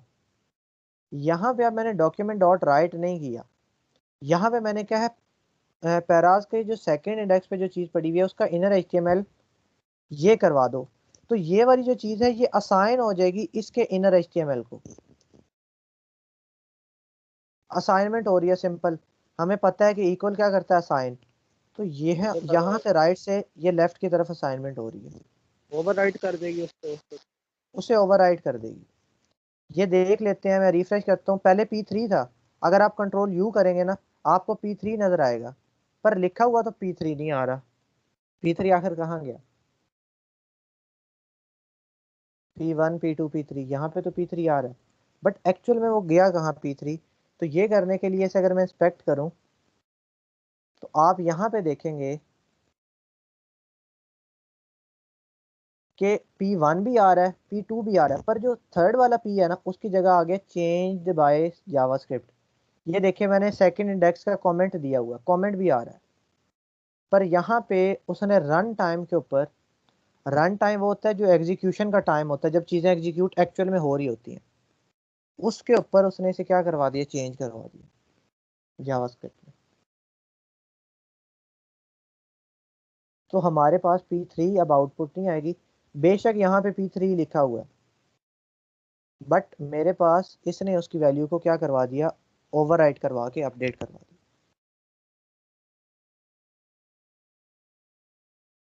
सर ये वही सिनेरियो है कि अगर कोई यूजर को कोई पैराग्राफ में फर्क करे नजर आ रहा है, लेकिन वो उसको एक्सेस से इसको नहीं देनी हमने, जब वो उस पर क्लिक करे तो वो उसको चेंज कर दे पैराग्राफ को किसी और शक्ल में या किसी वार्निंग की सूरत। बिल्कुल ये कुछ उसी तरह की चीज़ है, बट वो वाला जो काम है ना वो हमारा उसमें CSS भी इन्वॉल्व हो जाती है। जैसे रीड मोर का बटन आ रहा होता है, रीड मोर पे जैसे ही क्लिक करें, अब ऐसा नहीं होता कि वो पैराग्राफ कहीं छुपा हुआ हो, वो पैराग्राफ बना हुआ होता है, जैसे ही आप रीड मोर पे क्लिक करते हैं ना उसकी एक प्रॉपर्टी बदल जाती है और आपको वो नज़र आ जाता है। होता मौजूद है बट हमसे हाइड करवाया हुआ होता है, यूज़र जो पढ़ने वाला होता है उससे हाइड करवाया होता है। जैसे ही यूज़र कोई बटन पे क्लिक करता है ना वो चीज़ शो हो जाती है। वो जो सारी चीज़ें होती हैं ना जो एक पार्टिकुलर टाइम पे होती हैं उन्हें कहा जाता है इवेंट्स। अभी जो हम बात कर रहे हैं ये हमारे पास सिर्फ लोडिंग पे हो रही है चीज़ कि जैसे ही लोड हो जाए, क्योंकि यहाँ पे मैंने कोई शर्त नहीं लगाई, तब मैं कोई शर्त भी लगा दूंगा कि जब ऐसा हो तब ये कोड एग्जीक्यूट हो। अभी मैंने कोई शर्त लगाई ही नहीं है, मैंने तो सीधा सीधा रखा है कि जैसे ही पेज लोड होता है चीज़ें लोड हो जाए। मैंने अब इसके आगे प्लस का साइन डाल दिया, प्लस इक्वल क्या करवाता था, भूल गए होंगे सब। एडिशन।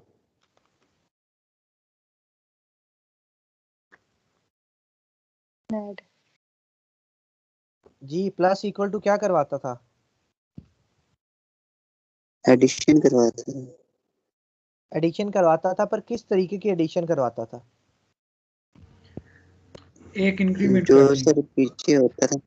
ऐड पोस्ट एक मिनट एडिशन। अदनान आप बोले, बाकी सब चुप हो जाए, ऐसे मुझे किसी की समझ ही सर नहीं आ जो रही। हमारे जी सर जो हमारे पास पीछे जिसमें हम ऐड करना चाहते थे, जिसको मतलब प्लस के पीछे लिखते थे, उसमें ऐड करवा कर वो हमारे पास दे देता था वैल्यू।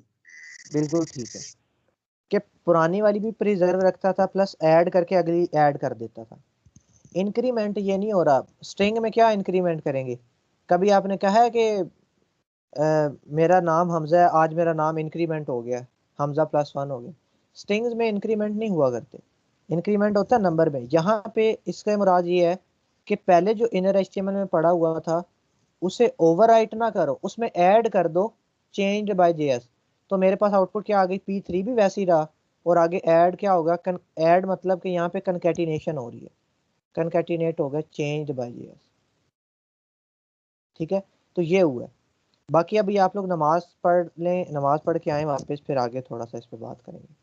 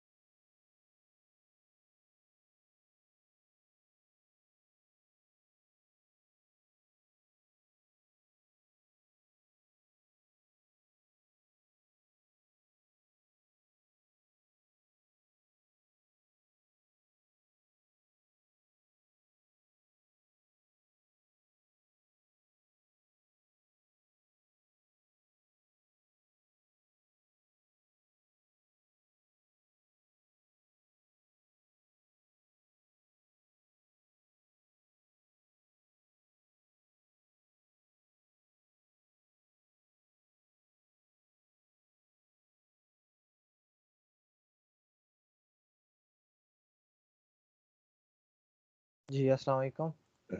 आ गए सब वापस?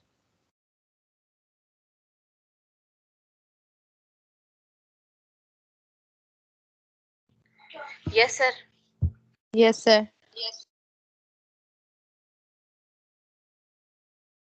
जी ग्रुप में मैसेज कर दें कि रीजॉइन कर लें, मैं भी कर देता हूँ ताकि जो लोग गए हैं वो भी आ जाए।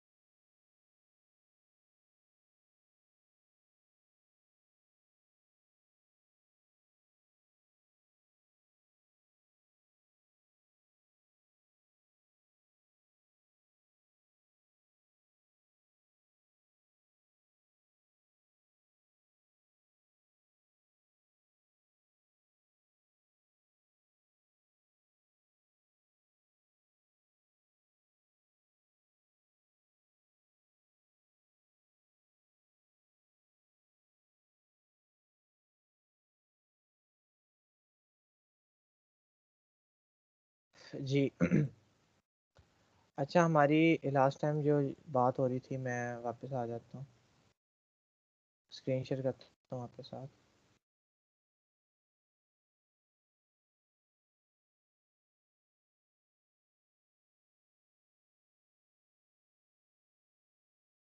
एक मिनट।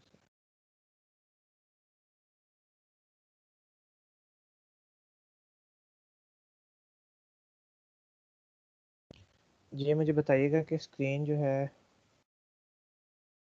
वो शो हो रही है आप सबके पास? Yes sir.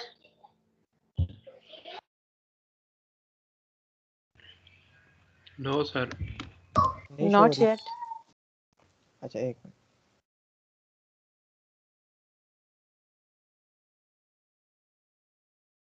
जी अब बताएं, अब ठीक है? जी सर अब ठीक। अच्छा अच्छा, हमारी क्या बात हुई थी कि हम ये कह रहे थे कि यहाँ से जो चीज़ें हैं वो यहाँ पे स्टोर हो रही होती हैं। अच्छा, क्या है कि यहाँ पे हमारे पास इंडेक्स 0 1 2, ठीक है, उस पे हमारे पास P1 स्टोर हो गया, P2 P3।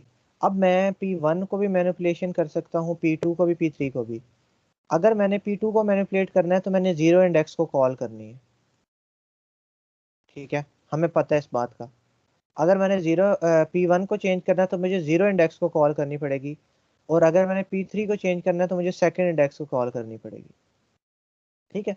तो मैंने जब सेकंड इंडेक्स को कॉल की और मैंने कहा inner HTML plus equal to, मतलब कि उसमें ऐड हो जाए, या मैं ऐसे अगर ऐसे सिर्फ ये रखता हूँ, तो मेरे पास जो P3 वाला ये था, ये मेरे पास चेंज हो जाएगा। क्या होगा कि चेंज बाय जावास्क्रिप्ट, के जावास्क्रिप्ट ने क्या करवा दिया, इसे चेंज करवा दी। तो अब मेरे पास इस पे लूप चलाने में आसानी होगी। अच्छा, आपको यहाँ पे एक चीज़ और मैं बता दूं, अगर मैं यहाँ पे इसे मिटाता हूँ, इसे 1 मिनट के लिए मिटाता हूँ, और मैं लिख लेता हूँ डॉक्यूमेंट डॉट राइट,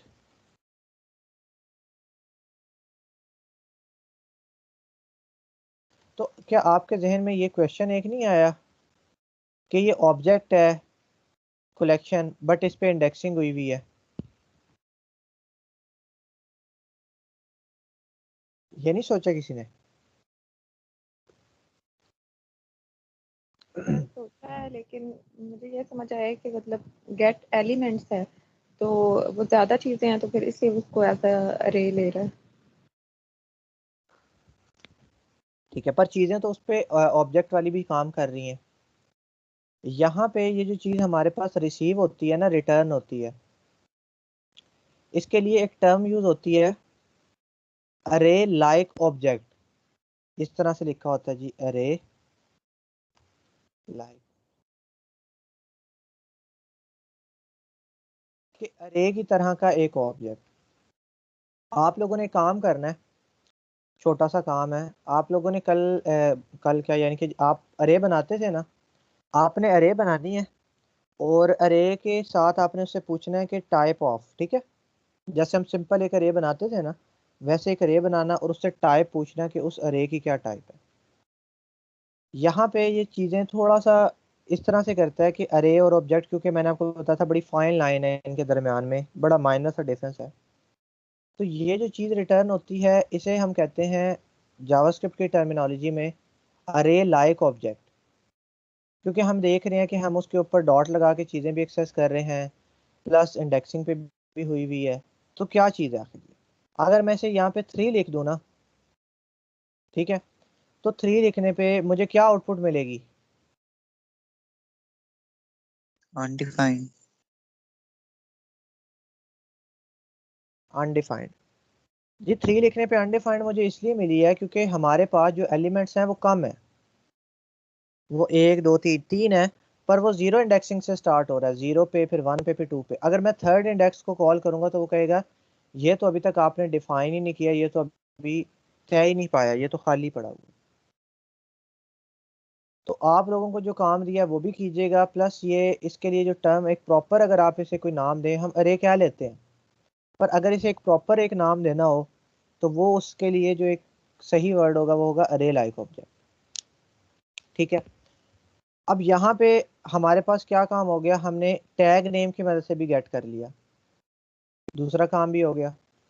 जो थर्ड चीज़ है वो भी इसी के साथ की है। कैसे? एक मिनट,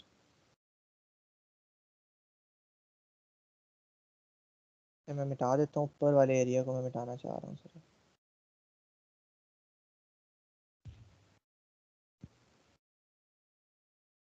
उसमें क्या है, गेट एलिमेंट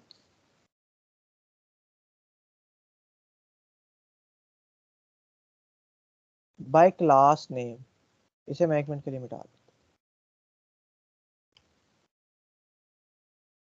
अब यहाँ पे क्या चीज हो जाएगी, यहाँ पे चीज मैंने लिख दी क्लास नेम।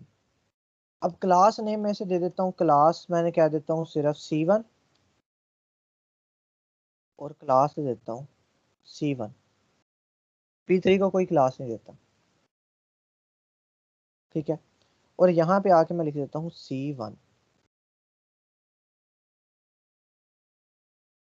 तो यहाँ पे भी वही काम हुआ है जैसे टैग नेम वाला होता है, बट फर्क क्या होगा टैग नेम में और इसमें?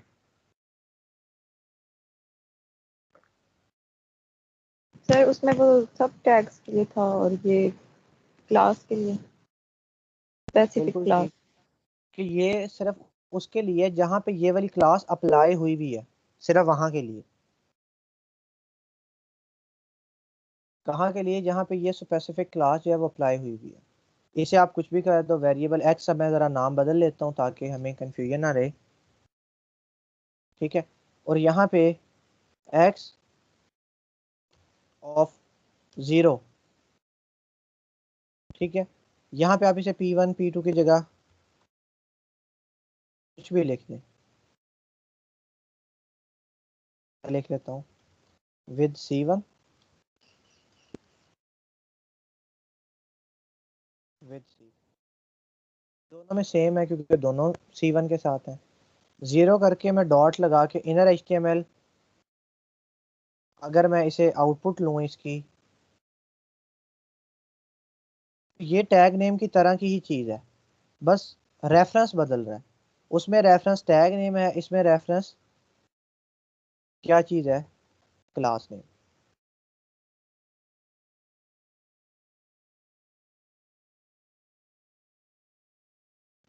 ठीक है।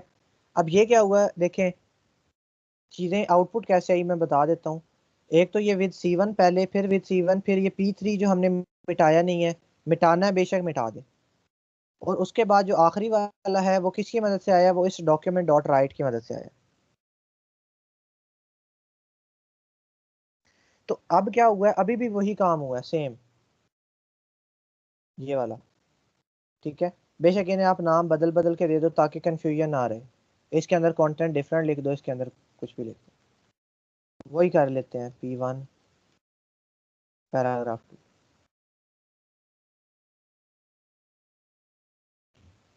P1 P2 P3, क्योंकि मैंने जीरो इंडेक्स पे जो वैल्यू पड़ी हुई है वो कॉल की है। अभी भी उसने यही काम किया है जीरो, पर अब ये सेकंड वाला जो इंडेक्स है ये मौजूद नहीं है।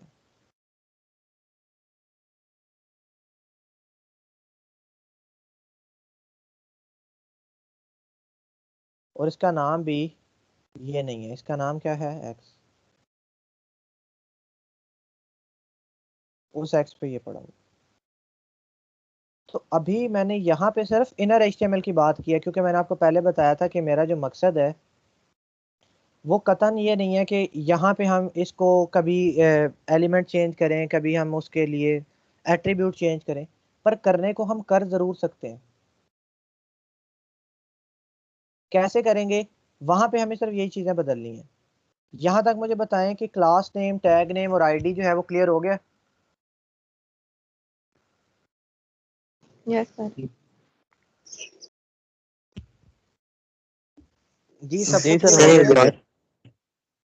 जी सर ये जो हम ऑब्जेक्ट के बाद जो डॉट लगा के हम उसकी मेथड या प्रॉपर्टी को कॉल करते होते हैं, तो जैसे ये है document dot get element bye ID, इसमें हमारे पास जो गेट एलिमेंट बाय आईडी हमारे पास ये मेथड आ गया। तो आपने पहले एक वो लिखा था उसी लाइन में डॉट इनर एचटीएमएल, तो वो उसको क्या कहेंगे, वो जो फिर दूसरे डॉट के बाद चीज आ रही है?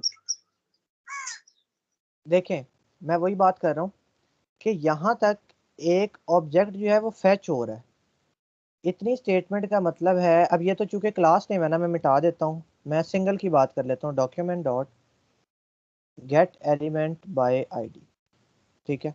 और उस आईडी को मैं सपोज कह देता हूँ P1, और यहाँ पे जाके मैं इस क्लास को आईडी कर देता हूँ, और बाकी इन दोनों को मैं मिटा ही देता हूँ फजूल, ये भी मिटा देता हूँ क्योंकि अब इंडेक्स तो नहीं है कोई।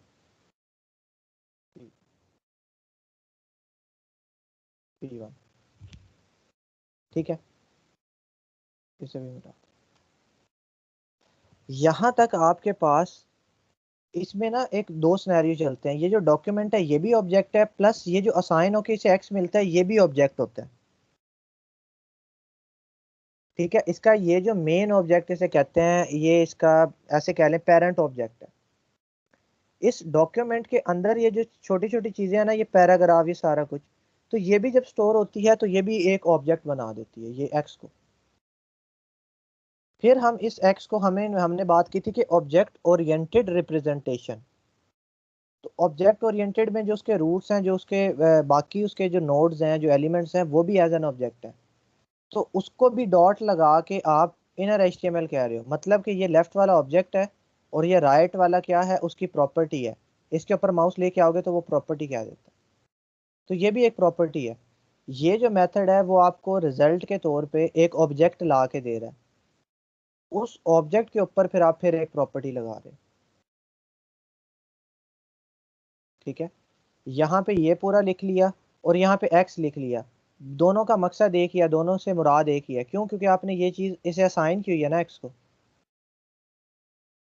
तो एक्स डॉट इनर एचटीएमएल लिख लेना, या इस तरह से ये पूरा लिख लेना, मतलब कि यहाँ तक इस मेथड का रिजल्ट आ रहा है। मेथड के रिजल्ट में क्या पड़ा हुआ? कोई ऑब्जेक्ट पड़ा हुआ। उस वो ऑब्जेक्ट किस चीज का है? वो एचटीएमएल का एलिमेंट है। एलिमेंट कौन सा है? ये वाला P1। इससे मुराद ये है कि P1 का एलिमेंट यहाँ तक आ गया,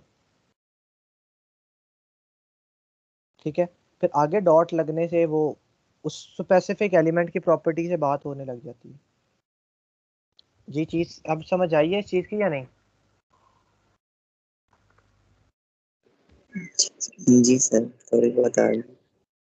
इसी तरह से है कि जो डॉक्यूमेंट है वो भी एक ऑब्जेक्ट है, प्लस ये जो इसके छोटे नोड्स है ना, इन्हें हम, वो ट्री जब बनता है तो ट्री के नोड्स होते हैं ना छोटे छोटे, ये बॉडी, ये जब इसे हम यहाँ पे फैच करते हैं तो ये भी एज एन ऑब्जेक्ट ट्रीट होते हैं, ये भी एक ऑब्जेक्ट होते हैं। तो इस P1 से मुराद है ये पूरा का पूरा पैराग्राफ, ये वाली चीज,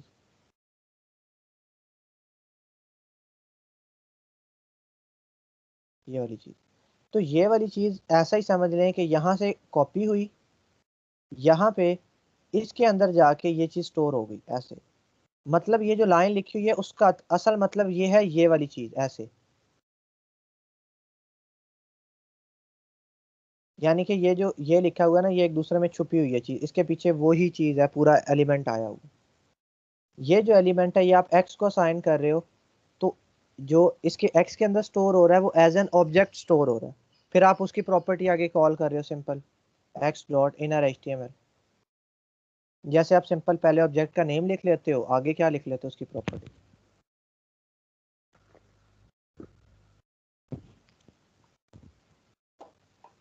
जी अभी भी नहीं समझ आई या कुछ आ गई है समझ? आ गई। जी सबको समझ आ गई है, किसी को कंफ्यूजन है यहाँ तक? अगर कोई भी कंफ्यूजन है तो पूछें, मैं दोबारा रिपीट कर दूंगा, कोई मसला नहीं हाँ, सर एक क्वेश्चन है। है। जी तानिया। ये जैसे किया है ना कि पैरा इंटू टू, मतलब टू इंडेक्स पे जो वैल्यू है डॉट इनर एचटीएमएल, इस तरह से हमने मतलब अभी वो प्रॉपर्टीज चेंज करवाई हैं इस तरह से। मतलब ऐसा कौन सा सिनेरियो होगा जिसके लिए ये मस्ट है, मतलब जावा स्क्रिप्ट के थ्रू करवाना? क्योंकि वैसे तो ये हम डायरेक्टली कोड से भी चेंज करवा सकते हैं ना, मतलब एचटीएमएल से भी तो करवा सकते हैं ना। अच्छा, आपका क्वेश्चन है कि जब यही काम हम HTML वाला करवा लेते हैं CSS, तो यहाँ पे बुला के उसे करने की, इतनी खपत करने की क्या ज़रूरत है? Yes sir. देखें, आपको मैंने पहले एक, जब अदनान ने क्वेश्चन किया था, मैंने एक बात बताई थी कि हमारे पास क्या चीज़ होती है। आपके पास जब फेसबुक पे आप पोस्ट पढ़ती हैं, आपके पास पूरी पोस्ट आ रही होती है, पोस्ट लिखी हुई है, सपोज कुछ भी है।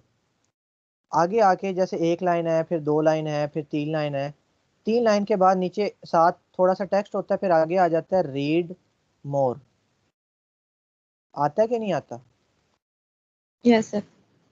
अब जैसे ही आप उस रीड मोर के बटन पे क्लिक करती हैं, आपके पास आगे आगे की जो सारी पोस्ट होती है ना, वो खुल के आ जाती है। यानी कि आगे की जो 10-12 लाइनें होती है ना, वो आपके पास और आ जाती हैं। तो आपको क्या लगता है, जब आप बटन दबाती हैं तो कोई कोडर बैठा हुआ है, जैसे ही आपने बटन दबाया उसने तभी आपके लिए वो पैराग्राफ लिखा और शो हो गया कि नो आपके सर। बटन के इंतजार पे कोई इंसान बिठाया हुआ है जो कि चलाए? ऐसा तो नहीं होता ना। नो वो सर, भी जो कोई कोड है वो लिख के इधर ही कहीं पे रखा हुआ है, रखवाया हुआ है। पर उसे शो कब करवाना है? जब जरूरत पड़ेगी, जब कॉल किया जाएगा, जब कोई इवेंट अकर होगा। तो जैसे ही इवेंट अकर हुआ, तो तब आप उसके ऊपर क्या करवा लेते हो, कोई भी चीज रखवा देते हो। यानी कि वो सारी जो पोस्ट होती है, ऐसा नहीं होता कि वो पहले मौजूद नहीं होती, जैसे ही आप क्लिक करते हो तो तब एक कोई कोडर है वो लिख के और आपको शो करवाता है। नहीं, मौजूद उधर ही होती है, हमें नजर नहीं आ रही होती, जैसे ही क्लिक करते हैं वो हमें नजर आने लग जाती है। ठीक है, तो यहाँ पे ये जो इनर एचटीएमएल की जो सारी प्रॉपर्टी है ना, ऐसा भी सिनेरियो हो सकता है जब हमारे पास फील्ड्स मौजूद नहीं होती। जैसे आप कहते हो कि सर फॉर्म पे हम कंट्री सिलेक्ट करते हैं, आगे उसकी सिटीज ऑटोमेटिकली आ जाती हैं। तो आपको क्या लगता है, आप बटन दबाते हो तो तब कोई कोडिंग करता है कि जी सिटीज आ जाए जल्दी जल्दी? ऐसा तो नहीं होता। आप बटन दबाते हो, वो चीज़ मौजूद होती है, पर जावास्क्रिप्ट ये डिटरमाइन करता है कि ये कब चीज़ आनी है, या जैसे ही क्लिक करते हो उस टाइम पे फौरन जावास्क्रिप्ट वो चीज़ें बनाता है और आपको एग्जीक्यूट करके दिखा देता है कि ये ले। सर मतलब रन टाइम पे जो हमें चीज़ चाहिए होती है वैसे रन नहीं। टाइम पे चीज़ें जब चाहिए होती हैं तो फिर हम उसे स्टैटिक नहीं करवा सकते, क्योंकि स्टैटिक करने से काम नहीं चलता हमारा। अगर हम पूरी पोस्ट को हमेशा स्टैटिक ही रखवाएं तो रीड मोर वाला कब आएगा, या क्लिक करने पे नए ऑप्शन कैसे आएंगे? वो तो कभी आएंगे ही नहीं। ठीक है, तो सर अब ये हमारे क्लियर। पास एग्जीक्यूशन रन टाइम पे कर पाती है जी। जी समझ आ गया अब आपको? Yes sir. अच्छा,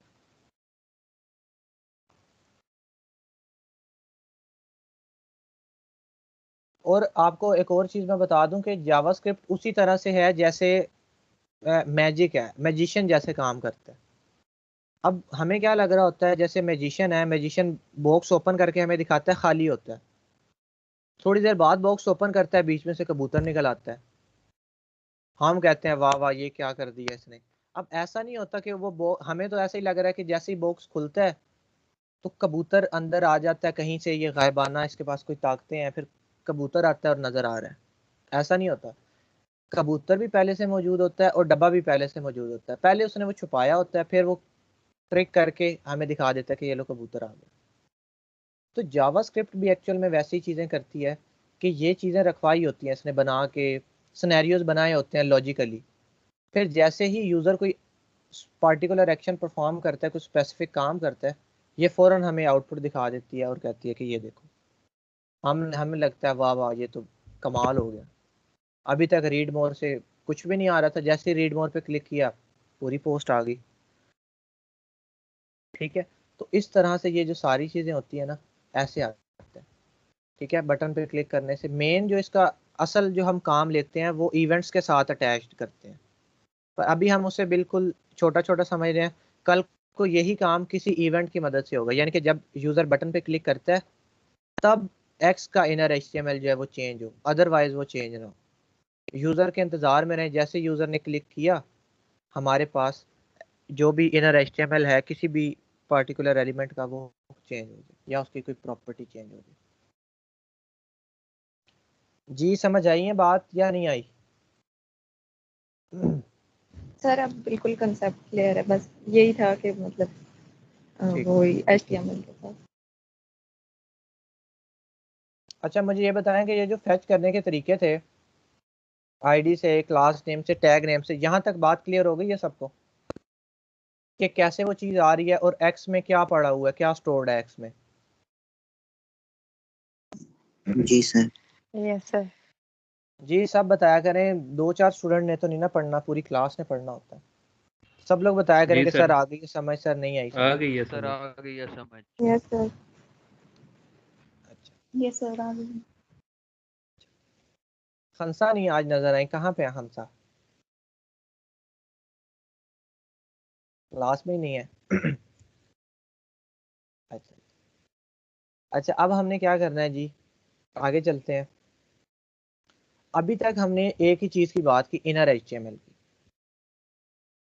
ठीक है, मैं क्या करता हूँ, मैं यहाँ से ये बदल लेता हूँ।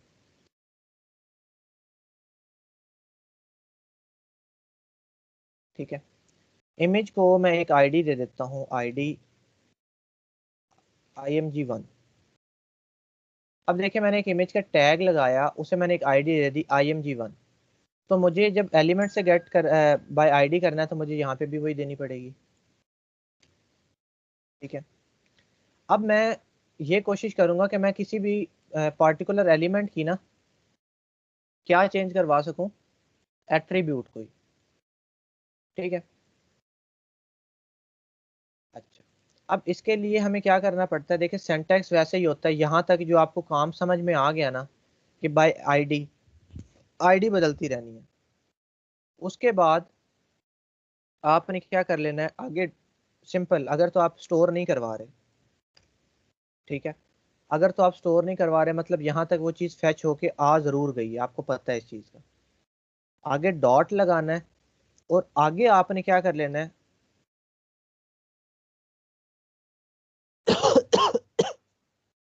ये एक मिनट रुकिए।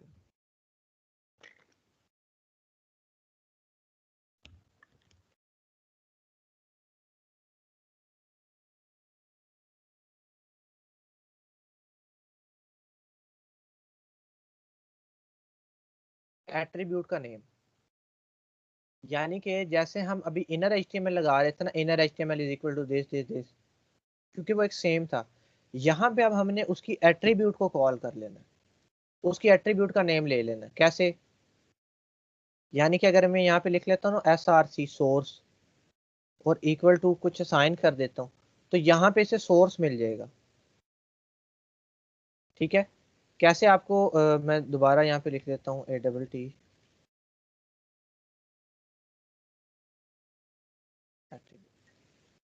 ठीक है, वो तो आपकी आसानी के लिए मैंने क्या किया कि इस वाले पूरे हिस्से को एक वेरिएबल में स्टोर कर लेता हूँ और ये जो आगे वाला हिस्सा होता है ना इसे मैं नीचे ले आता हूँ। ये मेरी एक पर्सनल अप्रोच है, अगर आप नहीं यूज़ करना चाहते तो मैं आपको बिल्कुल फोर्स नहीं करूँगा कि आप ये यूज़ करें। बस आपको कॉन्सेप्ट पता होना चाहिए कि यहाँ तक जो बात लिखी हुई है उसका क्या मतलब है और ये जो आगे क्या लिखी हुई है इसका क्या मतलब है। ठीक है, तो यहाँ पे मैं कर देता हूँ एक्स डॉट एट्रीब्यूट।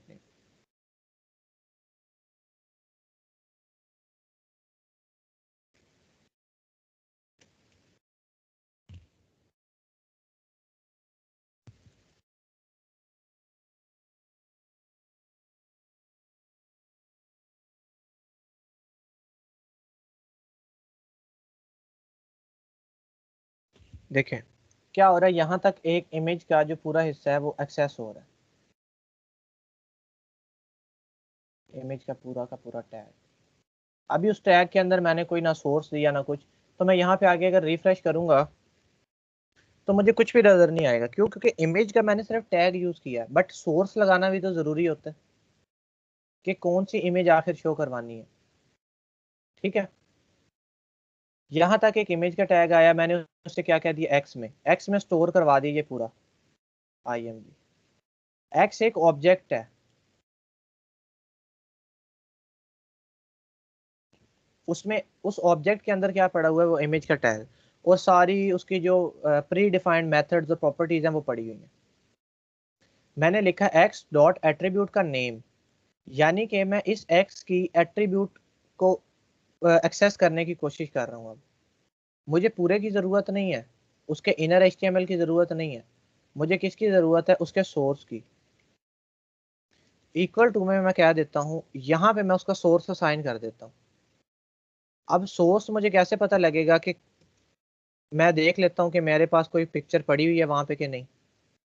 ठीक है, वरना मैं यहाँ से भी थोड़ा सा ऐसे देख सकता हूँ। देखिए flower.jpg मौजूद है, पर मैंने इसे दिया नहीं, यहाँ पे खाली छोड़ दिया। मैं यहाँ पे आता हूँ, यहाँ पे मैं वही लिख देता हूँ flower.jpg, इसे सेव करवाता हूँ। अभी तक ये खाली था, मैं देखता हूँ पिक्चर आ गई। अब ये पिक्चर कैसे आई है इसे समझने की कोशिश करें। सिर्फ और सिर्फ एक्स के आगे जहां पे मैं इनर HTML लगाता था पहले, अब मैंने उसकी एट्रीब्यूट का नेम लगा दिया SRC, और उस SRC के अंदर मैंने कोई चीज असाइन कर दी flower.jpg। सेव किया, जब मैंने देखा तो ये देखें, अगर मैं इसका कंट्रोल U करके सोर्स देखूँ ना, तो सोर्स खाली है। ऐसा कैसे हो सकता है सोर्स खाली हो और इमेज लगी हुई हो? इमेज तो आपको नजर आ रही है फूल की, इमेज किसने लगवाई है? रन टाइम पे जावास्क्रिप्ट में। ये देखें रन टाइम पे, ये देखें सोर्स flower.jpg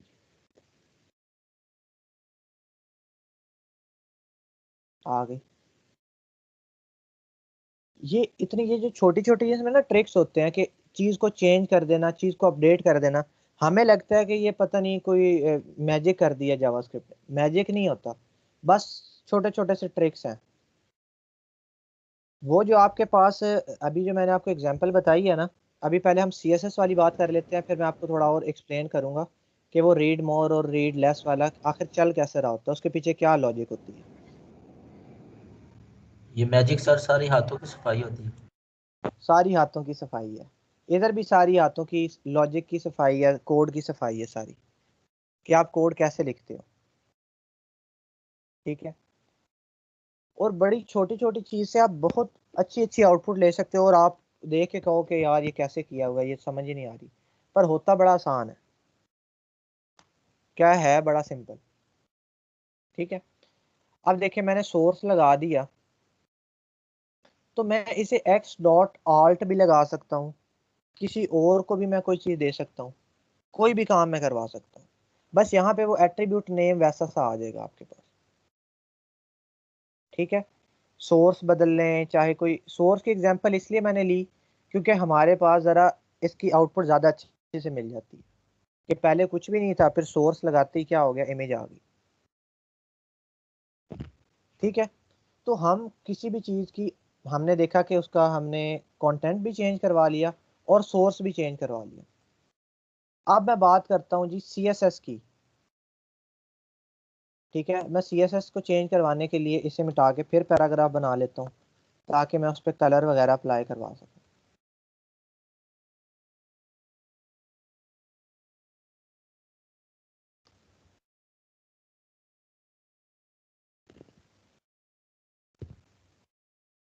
अच्छा, अब यहाँ पे क्या करूँगा, देखें यहाँ तक वो चीज़ बात आ गई। एक्स डॉट डॉट के बाद मुझे यहाँ पे लिखना है स्टाइल, और स्टाइल के बाद मुझे लिखना है यहाँ पे प्रॉपर्टी नेम।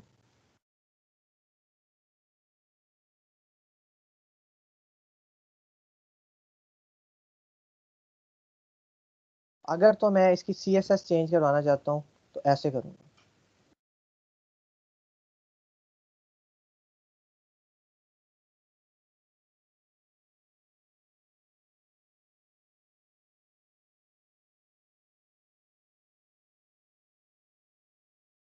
उस प्रॉपर्टी नेम में कलर भी आ जाता है, बैकग्राउंड कलर भी आ जाता है, बॉर्डर भी, मार्जिन भी, वो सारी चीज़।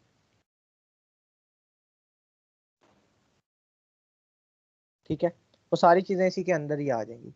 पहले स्टाइल, और स्टाइल के आगे क्या लिखना है, उसकी प्रॉपर्टी का नेम। कैसे आप ये देखें, अब मैं इसे अगर मैं मिटा दूं और मैं कहता हूँ COLOR, ठीक है, और इज इक्वल टू, मतलब कि P1 है, चेक कर लें एक दफ़ा P1 यहाँ पे है ID में, यहाँ पे सही लिखा है चीज़, असाइन सारा कुछ ठीक है, डबल चेक कर लें क्योंकि एक छोटी सी गलती आ गई तो हमारे पास चीज़ें सही वर्क नहीं करेंगी। देखिए ये रेड हो गया। अगर मैं आपको दिखाऊं, ये देखें, स्टाइल कलर रेड, पर यहाँ पे जो चीज़ ऐड हुई है वो इस तरह से लिख रहे हो, बट आपके पास रन टाइमिंग पे वो उसी तरह से चीज़ें रखवा रहा है जैसे रखवानी चाहिए, जैसे हम इनलाइन CSS पढ़ के आए हैं।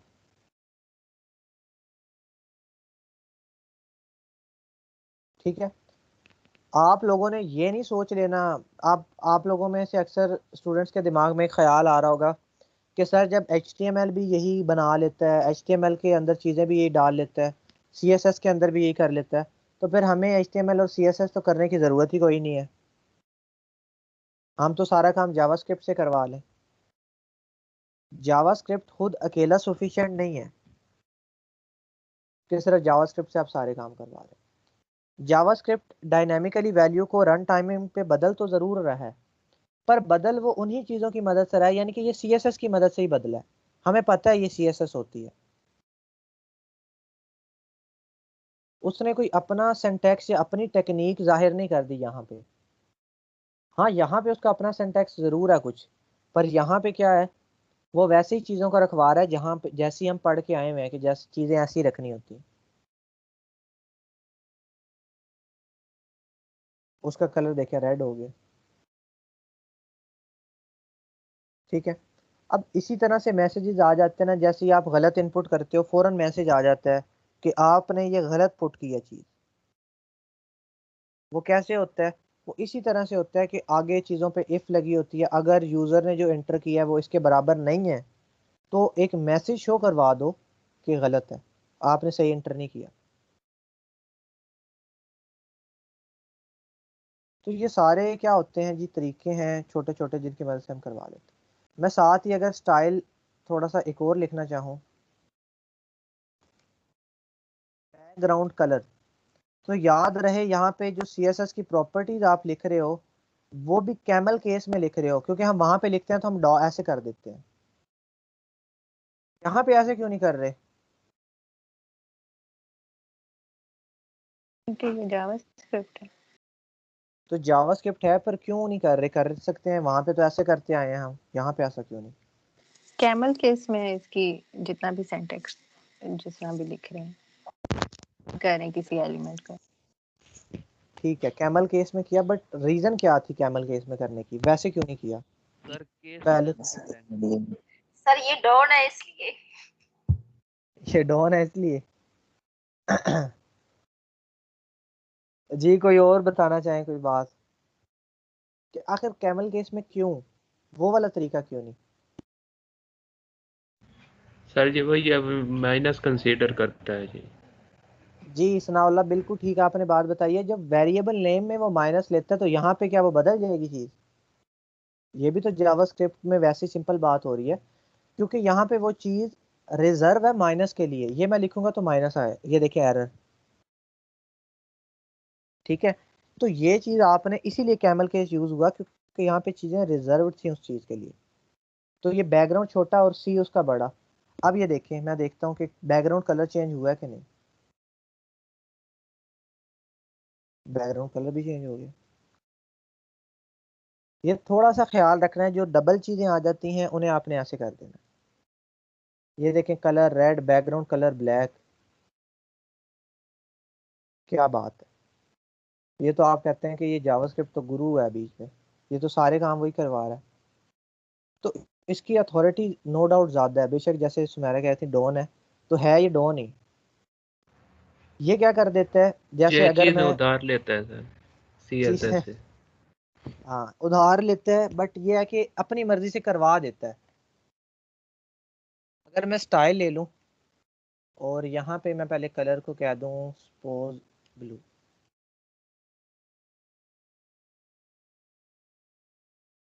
देखिए फिर भी रेड ही रहा, हालांकि मैंने यहाँ पे तो ब्लू कर दिया, क्योंकि ये उसकी चीज को क्या कर देगा, अपडेट करवा देगा, यहाँ पे रेड कर देगा उसे, क्योंकि पहले जो भी थी, बट अब जावास्क्रिप्ट ने कह दिया रेड तो फिर रेड। उसके आगे फिर कोई आगे बहस नहीं करता कि भाई क्यों रेड, हमने तो रेड नहीं करवाना। तो इसीलिए मैंने आपको कहा था ये डॉन है, तो जेन्युइनली डॉन ही है ये, ठीक है। उसने अब चेंज करवा दिया तो करवा दिया फिर। अच्छा, अब आपको ना यहाँ पे, अब हमने CSS थोड़ी सी देख ली कि CSS की प्रॉपर्टी को कैसे मैनिपुलेट करते हैं, हमें समझ आ गई। अब मैं आपको ये बताता हूँ कि वहाँ पे वो वाला काम जो है ना, वो मैं थोड़ा बोल के बताऊंगा, करके नहीं दिखा रहा, मैं सिर्फ बोल के बताऊंगा, शायद आपको समझ आ जाए। अब यहाँ पे कलर की प्रॉपर्टी थी ब्लू, ठीक है, और जावास्क्रिप्ट में उसने उसे करवा दी रेड, तो रेड उसने ओवरराइट करके रेड आ गया। तो वो जो आपके पास फेसबुक पे लगा हुआ है ना चीज़ के, रीड मोर पे क्लिक करते हैं तो ओपन होता है, उन्होंने जो बाकी वाला हिस्सा है ना, जो हाइड किया होता है, उसे उन्होंने एक टैग में डाला होता है स्पेसिफिक में, और उसे क्या किया होता है, उसका जो डिस्प्ले है वो नन करवाया होता है। डिस्प्ले नन से मुराद चीज शो ना हो। जैसे ही यूजर रीड मोर के बटन पे क्लिक करता है, वो जो डिस्प्ले है ना वो इनलाइन हो जाता है। जैसे यूजर ने बटन पे क्लिक किया, वो पहले डिस्प्ले नन था, कुछ भी नजर ना आए। जैसे यूजर ने बटन पे क्लिक किया, वो डिस्प्ले इनलाइन हो गया और हमारे सामने चीजें ओपन होके आ गई, और हम तालियां बजाने लग गए कि ये तो जादू हो गया, जादू। बट वो इसी तरह रन टाइम पे उसने उसकी वैल्यू को क्या कर दिया, अपडेट। देखें, एक छोटी सी वैल्यू को अपडेट करने से हमारे पास कितना बड़ी आउटपुट मिलती है, और हमें लगता है ये फंक्शनैलिटी कितनी मुश्किल है, बट कितने से हुई हुई है, एक प्रॉपर्टी को बदलने से। अगर मैं आपको कहूं कि आप रन टाइम पे क्लिक करें और पिक्चर बदल जाए, तो आप बदलवा सकते हैं या नहीं बदलवा सकते? जी सर। यस सर, बदल सकते HTML हैं। पे कोई और इमेज दे दें फिर जावास्क्रिप्ट